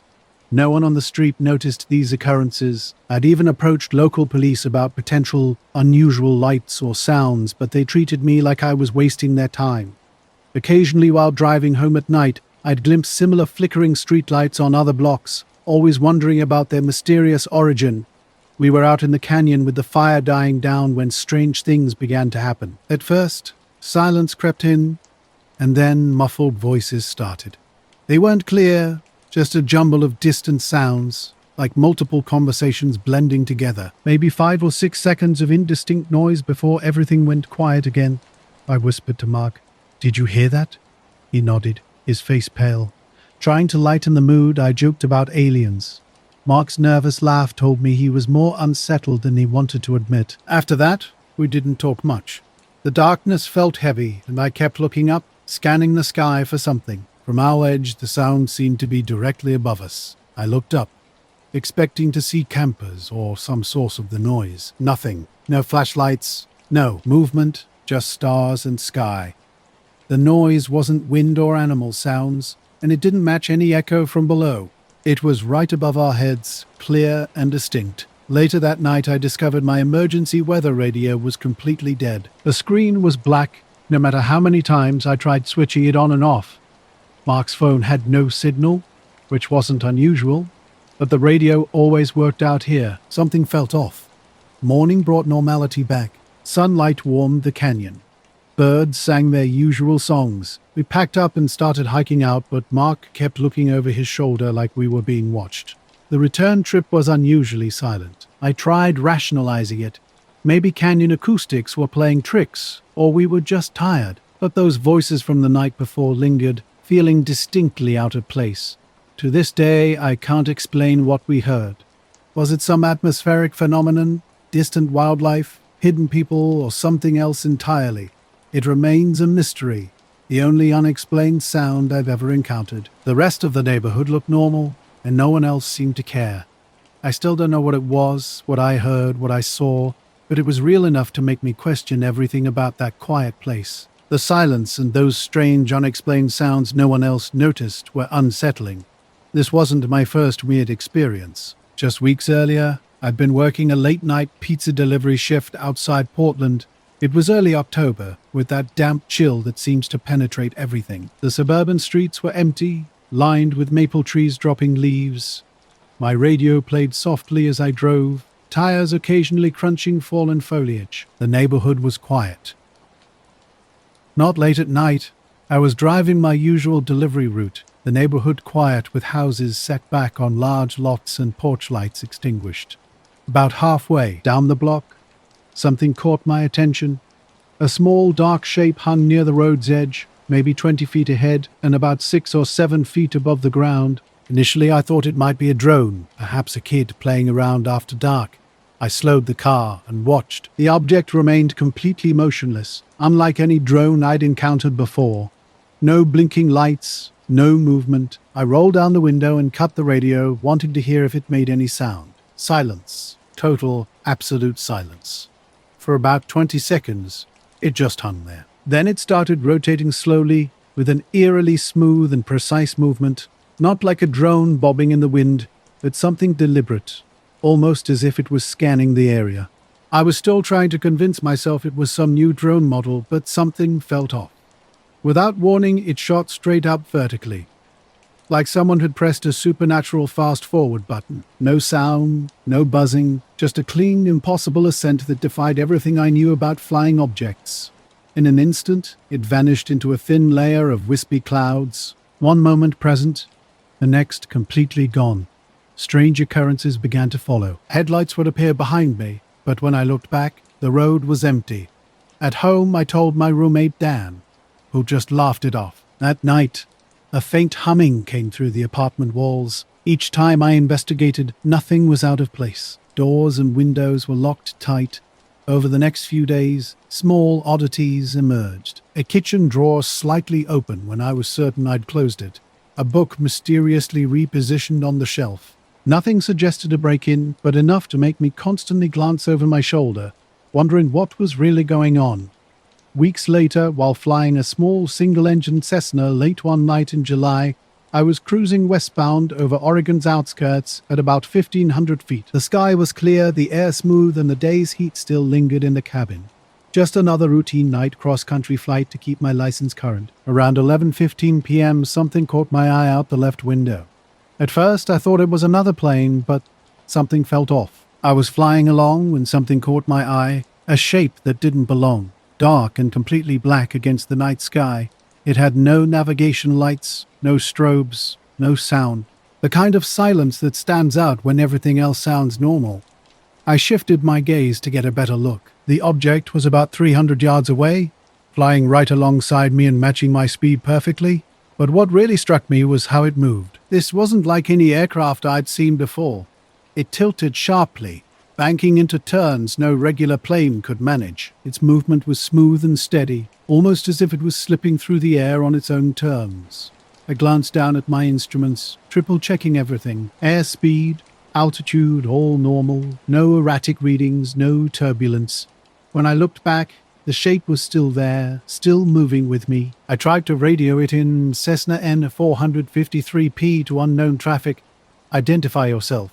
I hit the transmit button 3 times but got nothing. No call sign, no response, not even static. Then, in a moment of pure anticipation, it disappeared. 1 second it was there, the next gone. No fading, no flying off into the distance. Just vanished like it never existed.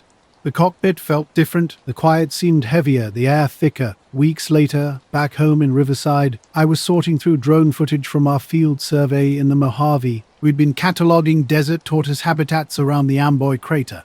Most of the footage was routine, just boring flyover shots. But one clip made me stop. Everything was unnaturally still. No wind, no birds, not a single rabbit crossing the rocks.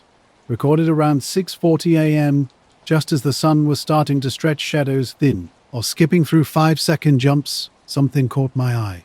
A shadow glided across the rocks from left to right, big, perfectly round, smooth as glass. Like a pitch-black spotlight moving slowly, maybe 10 feet every second, completely silent. No objects in the sky, nothing above it. I double-checked everything. Windows, instruments, fuel gauge, all normal. My heart was racing, but I stayed calm.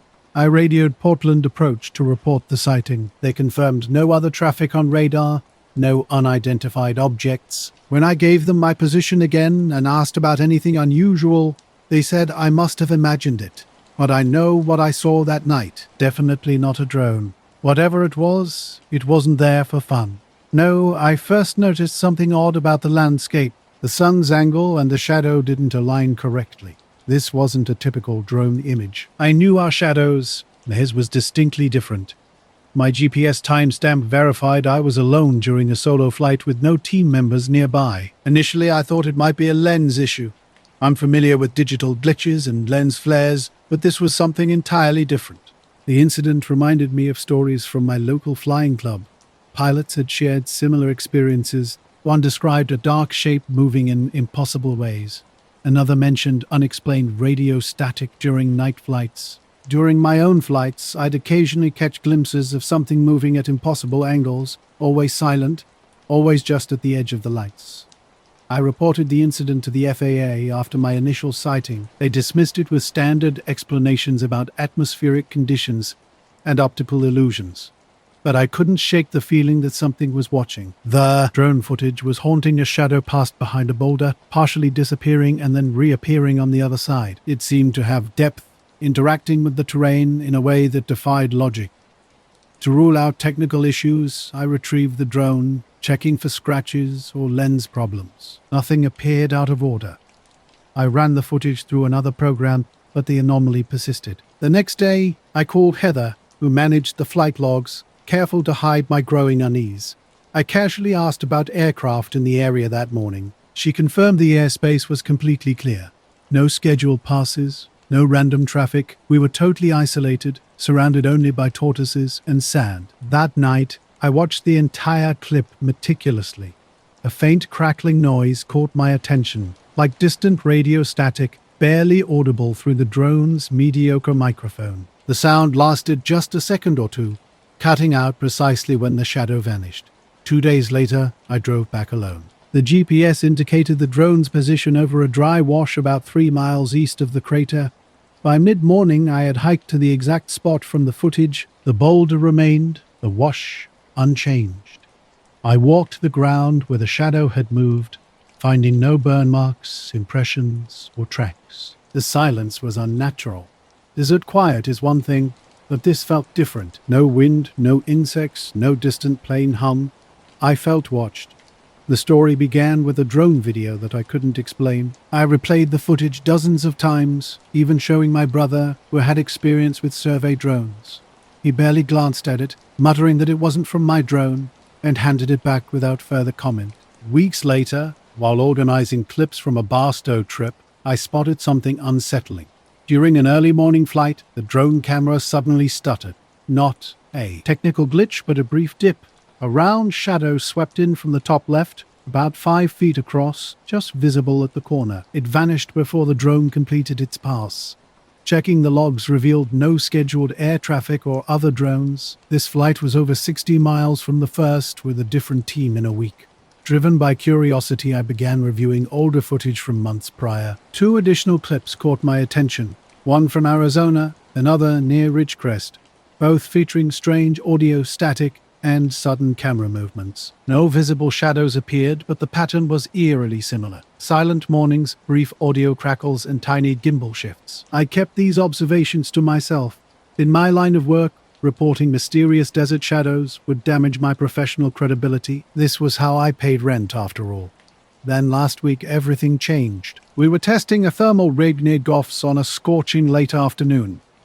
With 2 grad students, I launched a final drone flight to capture overhead imagery before the light deteriorated. 3 minutes into the flight, the video feed cut to black for 2 seconds before returning. The drone showed no errors and maintained its position. That evening, reviewing the footage revealed something extraordinary. The black frame wasn't empty. A dark dome filled almost the entire screen with faint terrain edges visible around its perimeter. Despite the drone's consistent flight path, it appeared to have passed beneath something in what should have been open sky. At first, the silence itself had been muted. I paced, searching for any explanation, trying to convince myself it was just a technical glitch. Suddenly, a brief crackle broke the silence, coming from the south, like a walkie-talkie switching on for half a second. I called out, "Nothing." I waited, still nothing. As I started walking toward the sound, a strange pressure built in my chest. The air felt heavy, raw. Something told me to stop. I turned back to the truck, leaving whatever mystery lingered here unresolved. Jake and I were out on the lake late that night, doing what we usually did on weekends when we wanted to escape everything. The boat rocked gently beneath us, lines cast into the water as we waited for a bite. Stars blazed overhead, impossibly bright and close, while the lake's surface lay perfectly smooth like polished glass. Only occasional sounds broke the silence. A bobber's soft plop, a fish nibbling, the boat's quiet creaking. Jake suddenly went still, staring intently behind us. I followed his gaze, searching for something, maybe a bird or a jumping fish. Then we heard it, a splash, heavy and sudden, right behind our boat. But something wasn't right. No ripple disturbed the water's surface. The sound seemed to happen without any physical movement, which made no sense. "Did you hear that?" Jake asked. I nodded, feeling uneasy. A low, steady droning emerged from beneath our boat. This wasn't like any engine or natural sound. It was deep, almost a vibration you could feel through your bones, constant and unchanging. Jake confirmed he heard it too, his eyes wide with uncertainty. We sat in complete silence, listening. Minutes passed. The droning continued, surrounding us from everywhere and nowhere at once. I swept my flashlight across the water, Jake doing the same, but we saw nothing. Then, exactly 1.8 seconds later, the sound stopped. No gradual fade, just sudden, complete silence. The abrupt quiet felt even more unsettling. Without discussion, I told Jake we needed to head back.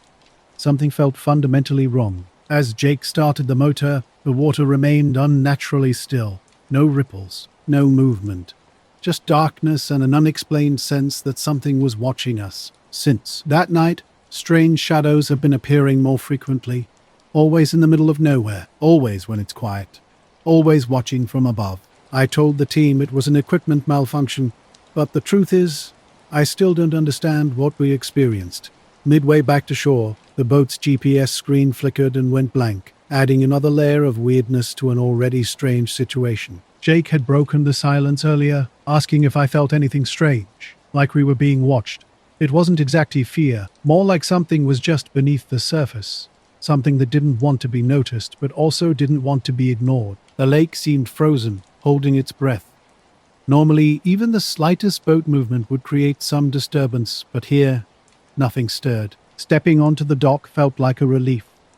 The familiar creaking of wooden planks, the moonlight reflecting on the water, everything seemed normal again. We packed up quietly, avoiding discussion of what we'd experienced. On the drive home, I kept checking the rearview mirror, half expecting to see something following us. Nothing was there.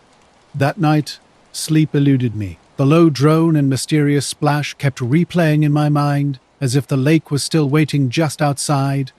I haven't been back to that part of the lake since, and I'm not sure I want to. Late one October night, I was heading back to Kingman from Flagstaff after spending more time than planned at my cousin's kid's birthday. After helping clean up and chatting with my uncle, I didn't leave until almost 11 o'clock. The drive was familiar to me, just under 2 hours, mostly along I-40 through the desert with hardly any traffic. Nothing seemed out of the ordinary during the trip. The night was dry and cool with a moon hanging overhead. My truck's dash cam, a VFO model with front and rear views, was running as always. I'd installed it a few months back after a previous incident with someone running a red light. Between Seligman and Ashfork, I passed a couple of semis, but otherwise the road was empty. An old Raymond Chandler audiobook played softly, and a Gatorade sat in the cup holder. The strangest part didn't reveal itself until I got home. Parking in the driveway and killing the engine, I gathered my things from the passenger seat. As usual, I glanced at the dashcam when shutting off the truck. Something was off. The screen was frozen on a single frame. Black road, starry sky with a timestamp reading 12381, while my truck's clock showed 1240. This discrepancy bothered me, and I tapped the screen, unplugged and replugged the device, then rebooted normally and started recording again with no visible damage. The dashcam typically syncs its time with GPS, which should have matched the truck's clock I'd set that morning. Transferring the SD card to my laptop, I began investigating. The files save in 3-minute segments, and I found the last complete clip ending at 12:38, followed by an unusual 2-second partial file. Opening it revealed a typical view: dark highway, center lines, desert brush, and stars overhead, with no other headlights. But the last frame was bizarre. Everything went black, not just the road or dash cam view, but the sky itself. The stars simply blinked out in a single frame. Using various video tools, I meticulously reviewed the footage to confirm what I'd seen. The desert road stretched endlessly with crystal clear skies and dozens of stars visible in every frame until suddenly they weren't. The last frame showed nothing, just darkness. Just darkness. And silence. The next file started at 12:41, as if 2 minutes had vanished without a trace. The highway looked the same, with no other vehicles and stars back in their usual places. Yet something felt wrong. The GPS log confirmed my suspicions. During those missing minutes, I'd supposedly traveled just 0.1 miles, about 500 feet, with zero recorded speed, like the system had momentarily lost me and then picked me up slightly ahead with no record of movement. Rewatching the clips repeatedly, I searched for something out of place. That's when I noticed a strange shimmer in the upper right corner of the front camera around 12:35. Small, maybe thumb-sized, it wobbled slightly like a bug crawling across a dirty windshield, but it wasn't on the lens, it was in the sky. The stars behind it seemed to blur as it passed, semi-transparent and odd. The rear camera held another peculiarity. At 12:37, a single frame revealed a faint halo-shaped glow at the top center. Not bright, just a subtle smudge that didn't match any vehicle lights. Then it vanished. I kept quiet about it for days. What could I even say? Eventually, I showed my neighbor Danny, who used to work for, well, that's another story. We set out hiking around 10 o'clock in the morning, a day trip with Jason, Liz, Mark, and me. The route was barely a trail. Note, here's the rewritten text. We set out early, parking off a dirt road near Newberry Springs. The Mojave stretched around us, a landscape of sun-baked rocks and dry washes winding through low hills, with absolutely no shade in sight. Jason knew this old BLM land rail from previous explorations, marked carefully on his GPS. Our gear was minimal, water, jerky, and a few cliff bars. Mark brought an old Nikon camera, and Liz carried a small drone. Escaping the city felt good, even with the brutal midday heat. No wind stirred. Complete silence hung around us, broken only by our boots, crunching, and the occasional buzz of a fly. A rusted truck shell from the 60s caught our attention, half buried in sand. Jason joked it looked like it had been dropped from the sky, while Liz captured photographs. By late afternoon, around 5 or 5:30, the sun began dropping low. We rested on the ridge, sharing our remaining food and watching the hills darken. Around 6 o'clock, I checked my phone. No service, but the GPS still worked. I'd marked our truck's location. Later, I'd show the dashcam footage to a friend at AOT. His only question, did you feel anything when it happened? The truth was, no. Nothing seemed unusual during the drive. My audiobook played continuously with no strange sounds or radio static. The dashcam clip itself was peculiar. When I tried uploading it to a CarTech forum, the file wouldn't load properly. Compression turned the last frame into corrupted green static. A screen recording attempt showed a solid black frame, as if something had been deliberately cut. On my laptop, the original played fine. I saved it on multiple drives, occasionally reviewing frame by frame. Then came the light. At first it seemed like a star, but something felt off. Too low, too bright, completely silent. A pale white orb hovering about 100 feet up, with no discernible shape. We stared, trying to make sense of it. It started moving, slow, smooth, almost gliding without effort, drifting over the ridge, then stopping again. No sound, not even the faint hum of a drone or helicopter. Liz attempted to film it, but her phone was dead. My screen was black, Jason's phone was out too, and Mark's camera wouldn't turn on. We watched as the light moved faster, then suddenly vanished. Not behind a cloud, just gone. The next thing I remember, we were walking downhill. Jason led, with Liz and Mark behind. Something felt strange. The GPS flickered on my phone, showing we'd drifted half a mile off course without realizing it. The darkness felt deeper than it should have been, as if we'd missed sunset entirely. Nobody could agree on what happened during the last hour. Mark thought we'd started walking right away, but Liz wasn't sure. We couldn't recall packing up or seeing the sunset. After a brief argument, we decided to keep moving. The truck wasn't far, and we wanted to leave. We arrived just after 9. The air felt heavy and charged like before a thunderstorm, but without clouds. The truck's dashboard clock was blinking, and Jason's battery had died. 2 days later, we met at a diner in Barstow to compare notes. Something felt off. Everyone was tired, not exactly sick, but somehow drained. The aftermath of our trip lingered strangely. Jason mentioned hearing a high-pitched hum at night. Liz's smartwatch had stopped syncing with her phone. Mark started getting nosebleeds, which was unusual for him. I kept waking up precisely at 2:17 a.m. every night for a week. Our car had been acting weird that day, though the dome light still worked. We jump-started it using Mark's jumper pack and left quickly. Later, I checked my phone's GPS history and found something odd. There was a gap between 6:08 and 7:55, where the trail line simply stopped, then resumed further down the ridge, heading back toward the road. I reviewed the health data, steps, and elevation. It was as if we hadn't moved at all during that time. No movement, no heart rate changes, nothing. Liz claimed she filmed the light before her phone died, but the video was gone. Just a corrupted file labeled DCIM 1123 that wouldn't open. Mark's camera had one photo, just a white blur which he didn't remember taking. Eventually, things returned to normal. Phones worked, cameras worked. We stopped discussing it, not because we forgot, but because we couldn't explain what happened. None of us have returned to the Mojave since.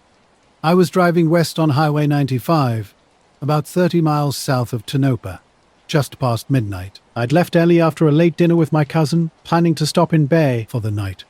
The road was quiet, no other cars for miles. with only dashboard lights and high beams illuminating the cracked black top. I knew this route well from years of running deliveries, sometimes sleeping in my truck. That stretch near the test range always felt eerie, even before our strange experience. No, on a typical desert night, the emptiness stretches endlessly. Hours pass without seeing a single gas station. I was driving, sipping warm water, and half listening to a fuzzy AM radio when three lights caught my attention. Hanging almost 30 dg up in the sky, they were bright white points, more intense than stars. At first, I assumed they were military aircraft flying in formation. Such activity wasn't unusual in this area, so I didn't think much of it initially. But something felt different. These lights moved with an unnatural steadiness, maintaining a perfect triangle with equal spacing. No blinking, no banking, no engine noise. I turned off the radio and cracked the window, listening. Nothing but wind and tires on pavement. Their movement was unlike commercial planes that drift or wobble. These lights held their exact position with impossible precision. For at least 5 minutes, I watched them, glancing up periodically. They stayed roughly parallel to the road, though not precisely following it. Slowing down for a better look, I eventually pulled onto the shoulder and killed the engine. Complete silence surrounded me. Stepping out of the truck, I noticed the lights seemed slightly lower. Without warning, they suddenly split up. Each light darted in a different direction, one left, one up, one straight back.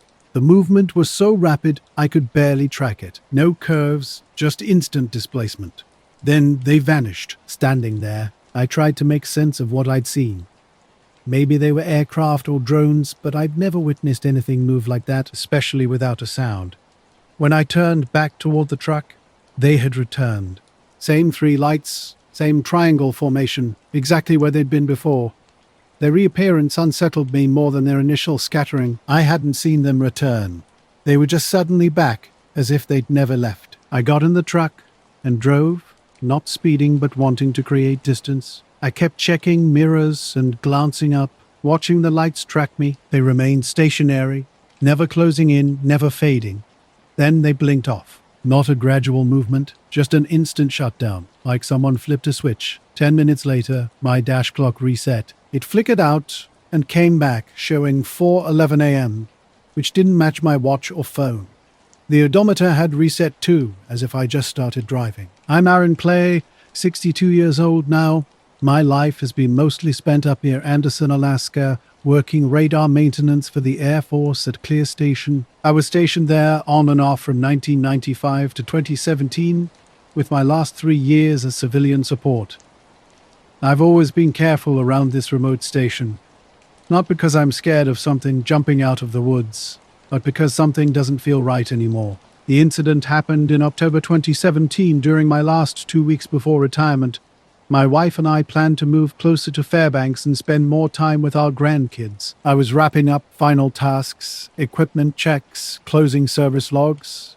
The station sits in the middle of nowhere, just a massive radar dome, support buildings, and endless tundra. It was a time of year when darkness comes quickly. The sun barely rose after 9 and night fell by 5. I worked the swing shift from 2 to 10 p.m. with a small crew. Me, Marquez, and a new transfer named Dwyer from Offutt. We managed transmitter systems and monitored diagnostics from the command building. Strange. Occurrences started on a Tuesday. Marquez and I were in the power control room checking battery arrays when everything flickered. Not just lights, but the entire system. For half a second, every screen and panel dimmed like during a brownout, then instantly returned to normal. Later that night, I checked into a motel. The desk clerk noted I looked pale. I tried to make sense of the day, sitting with muted TV until dawn. Logs showed no power disruption and backup systems hadn't triggered. Operations confirmed everything was normal, but then it happened again. A brief flicker, barely a second long. This time, a radar diagnostic panel froze and required manual reboot. Marquez and I exchanged a look. In our line of work, you don't raise alarms without solid reason. We logged the events meticulously, noting timestamps and the lack of system alerts. By Wednesday night, something was definitely off. No, I was doing a routine physical check just after 9, bundled in my parka with a flashlight and clipboard. About 20 yards from the structure, something in the snow caught my eye. It wasn't fresh snow, just a light dusting, but the ice was soft enough to hold tracks. These weren't typical boot prints. They were strange, long, narrow, with a curved shape like two elongated commas side by side. When I leaned down for a closer look, I realized the tracks didn't match any animal I knew from this area. Not moose, fox, or rabbit. The depressions were shallow, forming a tight, almost perfectly spaced zigzag line that curved around the structure's corner and out of my view. For reasons I can't explain, I didn't follow them. I completed the inspection and returned inside without mentioning it. Thursday brought another odd occurrence. 2 exterior cameras went dark around 6:42 p.m., almost simultaneously. One faced the northeast field, the other mounted on an old unused tower. Strangely, they didn't go offline. The feed continued just black, as if the cameras were functioning but seeing nothing. Marquez and I tried remote resets. When that failed, we sent Dwyer out to investigate. He returned after 10 minutes, looking unsettled. Both cameras were fine, he said. No frost, no damage, no obstructions. He kept repeating how clean the lenses were. That night, I barely slept. My wife asked what was wrong, and I told her I was just stressed about wrapping things up. But deep down, I knew that wasn't the real reason. Something felt off, and I couldn't put my finger on it. The air itself seemed different. It wasn't just quiet outside. I felt hollow, empty in a way that made me uneasy. I'd been out here twice before, and each time something felt strange. No wind, no equipment hum, just complete silence. Friday was my last shift, and I almost didn't go in. Part of me wanted to call out sick, but I didn't want to end my job that way. So I drove up one more time, arriving after dark. I sat in my truck, staring at the sky. Nothing seemed unusual, just the same stars I'd seen countless times before. Inside the station, things were quiet. Dwyer was in the diagnostic room watching the monitors and nodded when I arrived. As I glanced at the screens, something caught my eye. On one of the live feeds beyond the fencing, a faint light flickered. It wasn't steady, more like a slow, rhythmic pulse against the snow. White and dull, blinking twice, then pausing. I leaned closer, and it stopped. I asked Dwyer how long it had been happening. "A few minutes," he said. "I was out fishing on Lake Winfield late one Saturday night, something I did most weekends. The water was quiet, stars overhead with only my boat lantern and occasional firefly flickers breaking the darkness. A border collie mix named Benny was curled up at my feet, usually calm, unless a fish splashed nearby. Around midnight, I was reeling in my line when something strange caught my eye. A cluster of pale lights hovered just above the lake's surface, maybe 20 or 30 feet from the boat. These weren't like any boat lights or lanterns I'd seen before. They were soft, diffuse, and weirdly, they didn't reflect on the water. Normally, lights near water would create a reflection, but these seemed to vanish into the lake as if the surface swallowed them whole. The lights remained perfectly still, even though a steady breeze was barely rippling the water. Benny stirred, lifting his head and growling softly, unusual for him, since he's typically relaxed unless a bird or raccoon is around. Half-jokingly, I called out, "Hey, you folks lost or something?" No response came. The color was a pale blue-white, eerily reminiscent of old glow sticks or massive bioluminescent bugs, but too large and steady to be either. I considered paddling closer to investigate, but something felt fundamentally wrong. The lights seemed to be watching, yet simultaneously trying to remain undetected. Might be a reflection, but something felt off.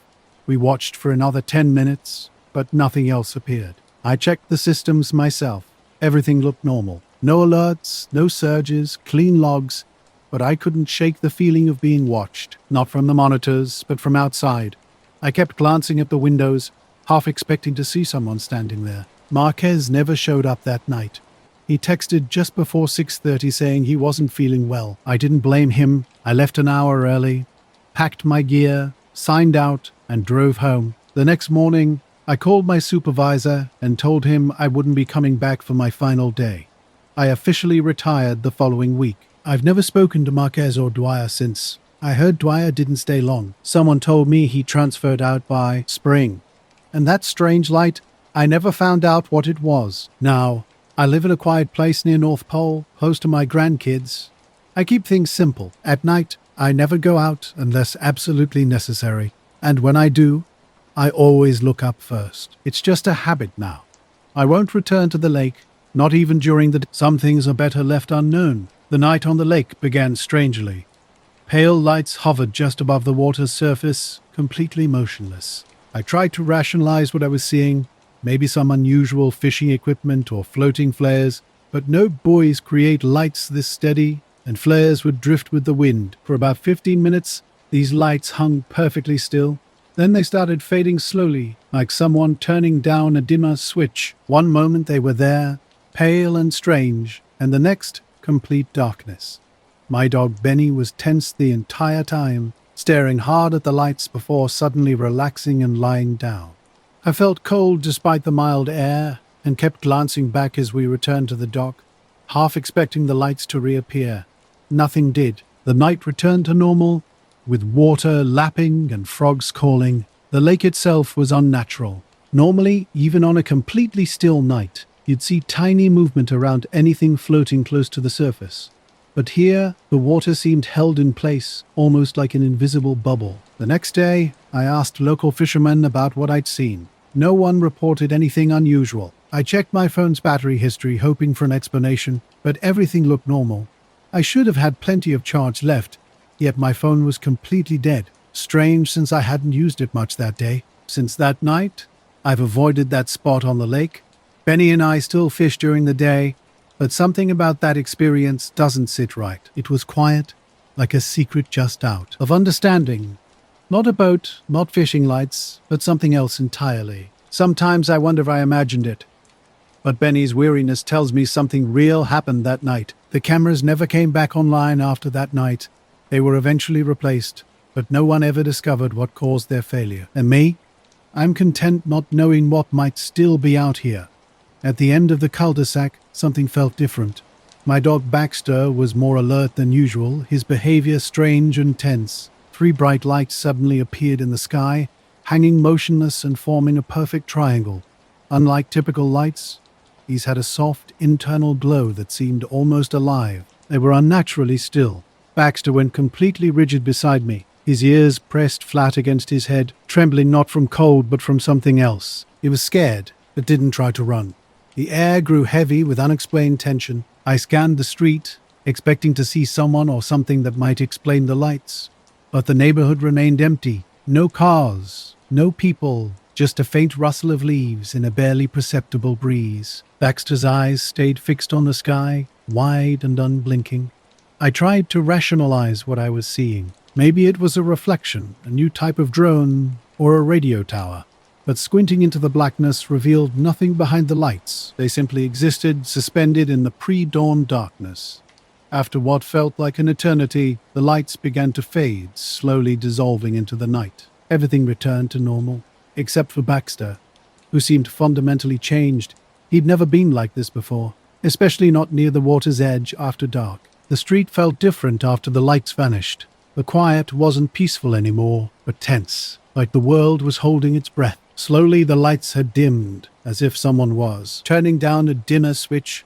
They grew weaker until they disappeared completely, leaving only the stars behind. Baxter looked up at me, confused, as if he couldn't comprehend what had just happened. I unclenched my fingers on his leash and gave him a gentle squeeze. I haven't told anyone about this. People say you should call the cops or the news if you see weird lights. But this wasn't like that. It was quieter, stranger. I'm still trying to figure out what it was, but I don't have answers. Just a dog who wouldn't move and 3 lights in a perfect triangle hanging silently above a neighborhood not yet awake. Just another routine flight. A short night hop from Salt Lake City to Winnemucca. Now here's the rewritten text. Flying my trusty Cessna 182 was a familiar routine I'd done countless times. That night, the flight conditions were nearly perfect. Excellent visibility stretched out before me, even with the moon hanging low in the sky. Around 10:15 p.m., I was cruising comfortably at 9,500 feet, everything feeling steady and routine. About 25 minutes from the Nevada line, something caught my attention. A faint glow off to my right seemed out of place. At first I assumed it might be a ground light from a ranch or vehicle, but something about its position looked odd. Leaning closer to the window, I spotted 3 dim white lights arranged vertically, roughly 10 to 15 miles away. They weren't moving horizontally, but were slowly rising in a perfectly straight line. I flipped on my map light and double-checked the chart. There was nothing out here, no towers, no airfields, no controlled airspace. I initially thought they might be reflections or stars, but they were too low and their positioning felt strange. The light spacing remained consistent even as I banked to get a better view. I keyed the microphone and contacted Salt Lake Center, reporting the unusual sighting. The response was puzzling. Negative. You're the only radar return in that sector, they said. A strange, unsettling feeling crept over me. Not quite fear, but a sense that something wasn't right. The lights were dim and steady, with no strobes or navigation markers. Just 3 solid, white dots. Then, unexpectedly, a 4th light appeared below the others, fading in without any sudden flash. I radioed Salt Lake again, asking about potential tower lights or weather balloons. Their response was unequivocal. No weather balloons, no scheduled launches in the region. The lights had now stopped rising, hovering around 5,000 feet above me, too close to be stars. As I banked slightly right to maintain visual contact, something extraordinary happened. The entire vertical column of lights shifted horizontally to the west, sliding smoothly as if gliding on glass. No rotation, no change in spacing, just a perfect lateral movement. I reported this to Salt Lake. 4 unidentified lights moving laterally, with no strobes, no sound, no visible aircraft body. Their response was the same. I was the only object in that airspace. They even asked if I wanted to declare an emergency. I declined and continued flying. For about a minute, the lights held their new position. Then, just as inexplicably as they had appeared, they began rising again. I was flying a night route, a quiet flight that turned strange in an instant. Those lights moved much faster, not gradually accelerating, but an abrupt jump in speed, like shifting into a new gear. They shot straight up and vanished into the cloudless sky. Within seconds, the lights didn't fade or flicker. They vanished completely, leaving nothing but empty darkness. I stared at that spot for a long time, and the center remained silent, seemingly waiting to see if I'd respond. I didn't. Landing just after 11:30, I found the hangar dark and windless. No one was around. I secured the plane, got in my truck, and drove straight to the motel without touching my gear. The next morning, odd details emerged. My Solar Casio watch was 10 minutes behind something it never does. My backup headset mic was mysteriously tucked under the seat, partially unplugged. My kneeboard, which I always clipped to my leg during flight, now sat on the passenger floor. These weren't impossible occurrences, but they were out of place. I distinctly remembered checking my time before seeing those lights, clipping the board to my knee, coiling my headset cord as usual. Something had shifted. I've only shared this with one trusted pilot. He didn't mock me or offer explanations. He simply listened, nodded, and mentioned seeing similar strange lights in that area multiple times. Since then, I haven't flown that route at night again. Our family camping trip was in late August near Black Rock Desert just north of Reno. Heather and I brought our kids, Ellie and Josh, seeking a more remote experience than typical campgrounds. We found a perfect spot near a dry lake bed, close enough to the player to stargaze without light interference. No cell service, no other campers, the nearest paved road 40 minutes away. Our campsite nestled in a sandy dip, surrounded by sagebrush, anchored with rocks. A 6-person dome tent, 2 folding tables, and a pop-up shade completed our setup. The first nights were idyllic. Vast skies, peaceful evenings, occasionally punctuated by distant coyote calls. We cooked on the camp stove, roasted marshmallows, played cards, a classic family camping experience. The night had settled in quietly after dinner with a wind that wasn't fierce, but just strong enough to make the tent walls flex. We tightened the guidelines before bed, listening to the strange sound rushing over the lake bed, a low, constant hum that seemed to rise from the terrain's flat surface. After zipping in around midnight, the night embraced us with its quiet intensity. And we were camping with the kids, all 5 of us tucked into the tent. Heather and I lay in the middle, our children on either side. Stars peeked through the mesh overhead, and the lantern was off. I glanced at my watch before falling asleep. 10:17, a detail that would later seem significant. Then, without warning, I was awake. Not with a jolt, but smoothly as if I'd barely been sleeping.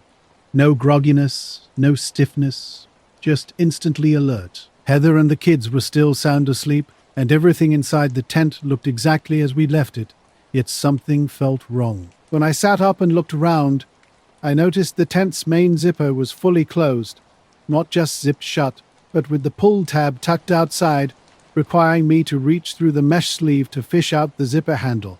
This wasn't how we'd left it. We always zipped up from the inside before sleeping.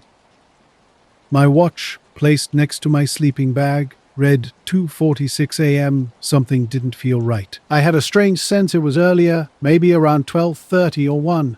I turned on the lantern, creating a soft glow. Heather stirred and asked what was wrong. I told her I wasn't sure, just that something felt weird. She sat up and checked her watch. 2:46 a.m.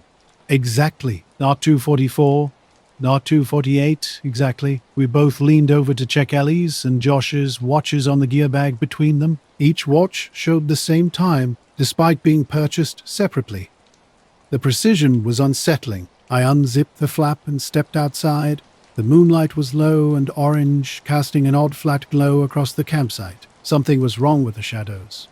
Our camp stove, the surrounding brush, my own hand, none of them cast shadows. It was unnatural. Heather joined me, careful not to wake. The kids, she noticed it too. The absolute silence was eerie. No wind, no insects, no distant coyotes, just stillness. Then we saw it, a faint, hazy light hovering about 20 feet above the lake bed. It was roughly the size of a car hood, pale and steady with no visible source. We stood frozen, not by force, but by an instinctive understanding. Like sensing a predator in the darkness, our bodies knew something was happening before our minds could process it. We didn't speak, didn't move. After what felt like 5 minutes, the light slowly faded. Suddenly, the wind rushed back as if nothing had happened. Not my weekend camping trip started like any other getaway near an old missile silo. Driving from Lincoln, Nebraska, I was looking for some quiet time away from work and city noise. The spot I found was just a few miles from a decommissioned missile site, surrounded by nothing but concrete bunkers, rusted fences, and an unsettling silence. I parked my RV in a clearing, set up the satellite dish, and settled in for what I thought would be a peaceful weekend of reading and maybe a short hike. The evening was clear, with a gentle breeze and a slight chill. Around 10 p.m., I checked my watch before turning in for the night. Everything seemed normal until just before 3 a.m., when a deep, low hum began to vibrate through the entire camper. It wasn't particularly loud, but it felt almost physical, like the ground itself was resonating. I sat up trying to identify the source. Was it distant machinery, a truck on the gravel road? But there was nothing. No engine sounds, no headlights, just that persistent hum. At exactly 3 a.m., strange things started happening. My phone screen flickered, resetting to 12 a.m. for a brief moment before returning to the correct time. The camper's lights dimmed momentarily, and the radio crackled with static before going silent and then coming back on. Every electronic device seemed to glitch just for a couple of seconds. Someone had hit play on a paused scene. Dust swirled around our legs, and the brush rustled. The spell broke. We retreated into the tent, zipping it closed. My watch still read 246. When morning came, the campsite looked untouched. Everything seemed normal except our watches. All 4 of them had stopped at 2:46 despite the sun being well up. We tried tapping them, resetting, changing batteries. Nothing worked. Heather didn't want to discuss it, and we kept it from the kids. We packed up early and left that afternoon instead of staying another night. The drive back was quiet. I still have my watch in a drawer somewhere, and it has never worked again. Night after night, something strange was happening near the abandoned missile silo. The ground would vibrate with a low, almost living hum that started just before 3 a.m. each morning. I'd wake up unsettled, noticing odd electronic glitches that seemed to coincide with this mysterious phenomenon. The silo had been out of commission since the 1980s, with no nearby radio. Looking up through the mesh, the stars seemed normal again. By morning, everything looked unchanged. Nighthenge near Marfa, Texas, was nothing out of the ordinary. Flat, dry ground with scrub brush and hard-pan dirt stretched for miles, surrounded by old silos and trees. I'd parked my truck off a two-track road, settling in for what I expected to be a routine stay. But something felt off from the start. Each night, an unsettling sensation crept over me, like I was being watched by the surrounding landscape. Strange occurrences began to pile up. Wind carried odd metallic smells reminiscent of ozone or burnt wire. My first hint of weirdness came with a blank file mysteriously time-stamped at 3:01 a.m. by the third night. I was determined to understand what was happening. Around 2:45 a.m., thick grey clouds completely obscured the stars. A vibration began slowly, more like a frequency you could feel than a mechanical sound. A faint pulsing orange glow appeared around the top edge of the dark silo's silhouette.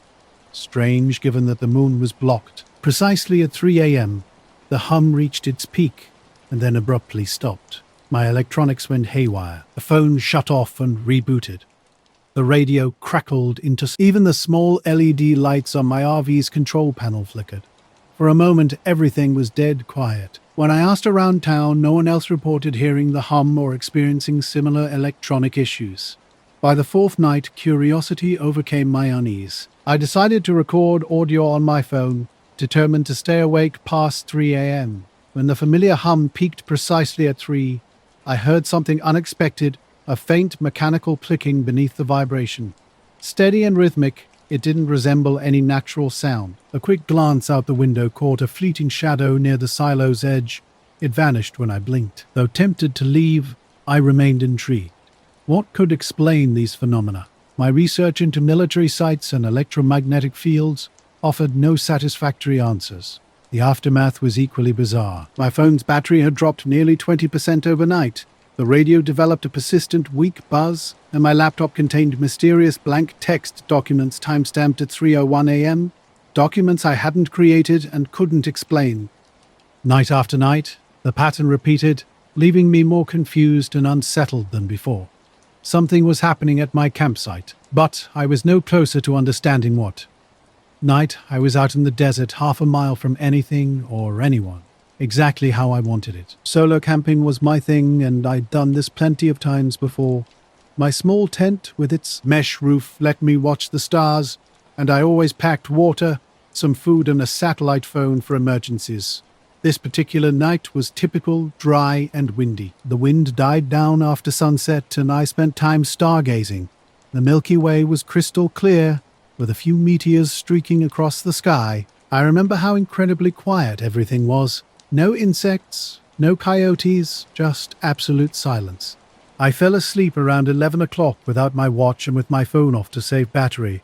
When I woke up later, the darkness was intense, the kind that feels heavy and oppressive. At first nothing seemed wrong, but then I realized the stillness was unnatural. The desert is never this silent. Usually you hear something, an owl, a distant dog, your own breathing. But now, complete silence, like someone had muffled the entire world. Curious, I grabbed my flashlight and unzipped the tent. What I saw stopped me cold. A perfect 20-feet circle surrounded my tent, the ground inside darker than the surrounding area. The scrub and brush were completely gone, replaced by blackened bare earth. Strangely, there was no heat, no burn smell. When I touched the ground, it was cool. Just before 3 a.m., a cloudless, starless sky surrounded me. The hum returned, louder and more powerful. Air vibrated, creating a slight pressure in my ears. An orange glow pulsed softly around the silo. At exactly 3 a.m., everything stopped. My watch and phone went silent for 10 seconds. The radio died completely. No static, no sound. Control panel lights extinguished. Then, just as suddenly, everything flickered back to life, and the glow disappeared. I waited outside another half hour, but nothing more occurred. The next morning, my electronics seemed perfectly normal. No strange files, no drained batteries, no radio interference. I packed up and left before darkness fell. Driving away, I watched the silo fade into the distance, pondering whether the events were tied to that specific location or simply an unexplained natural phenomenon. No one I've spoken with has experienced anything similar, and I never found a satisfactory explanation. Even now, late at night, a faint hum sometimes echoes in my mind. Not loud, but just enough to make me pause and wonder, was it real or merely a trick of imagination? Nigh, cold and hard. The landscape looked like it had been methodically erased. I scanned the area and found nothing. No footprints, no tracks, nothing disturbed except for a precise circle. My rucksack sat untouched in the distance. The ring's edge was razor-sharp, as if created by a giant compass. One side showed normal desert terrain, rocks, rough brush, and pale dirt. The other side was just a smooth, dark patch. None of it made sense. A fire would have left traces, smoke, heat, a smell, but there was nothing. Just dry, cold silence and this inexplicable circle in the middle of nowhere. I was camping in the desert that night. As darkness fell, I stared up at the sky, completely still. No clouds, no planes, no satellites, just unmoving stars. The longer I looked, the more unsettling the stillness became. Something felt off.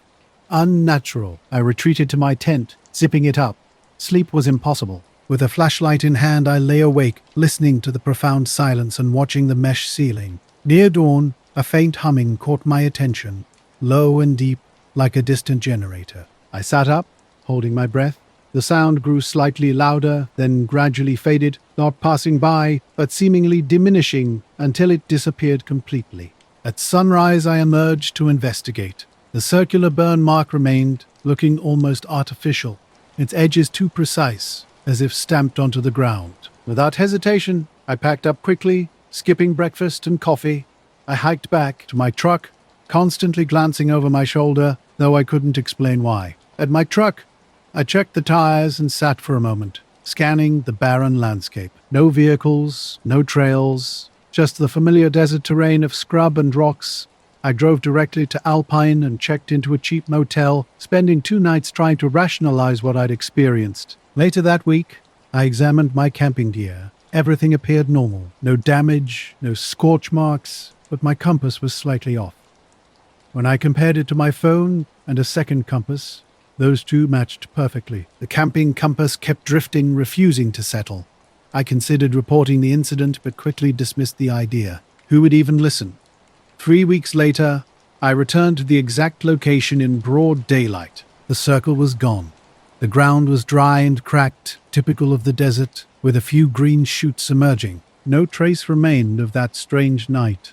The landscape bore the scars of fire, a stark emptiness where vegetation once thrived. Nothing grew within the burned circle, the ground appearing completely stripped and resistant to renewal. An unnatural stillness lingered, creating an eerie sense of absence that felt profound and unsettling. The burned area remained completely barren, as if the earth itself had been deliberately erased and refused to regenerate the life that previously existed there. The aftermath revealed scars that ran far beneath the surface. These weren't just superficial wounds, but profound damages that cut through more than what could be immediately seen. What might look like simple charring actually represented complex, layered destruction that penetrated deep into the underlying structures. Each burn mark hinted at a more significant systemic breakdown, suggesting impacts far more intricate and extensive than mere external appearance might indicate.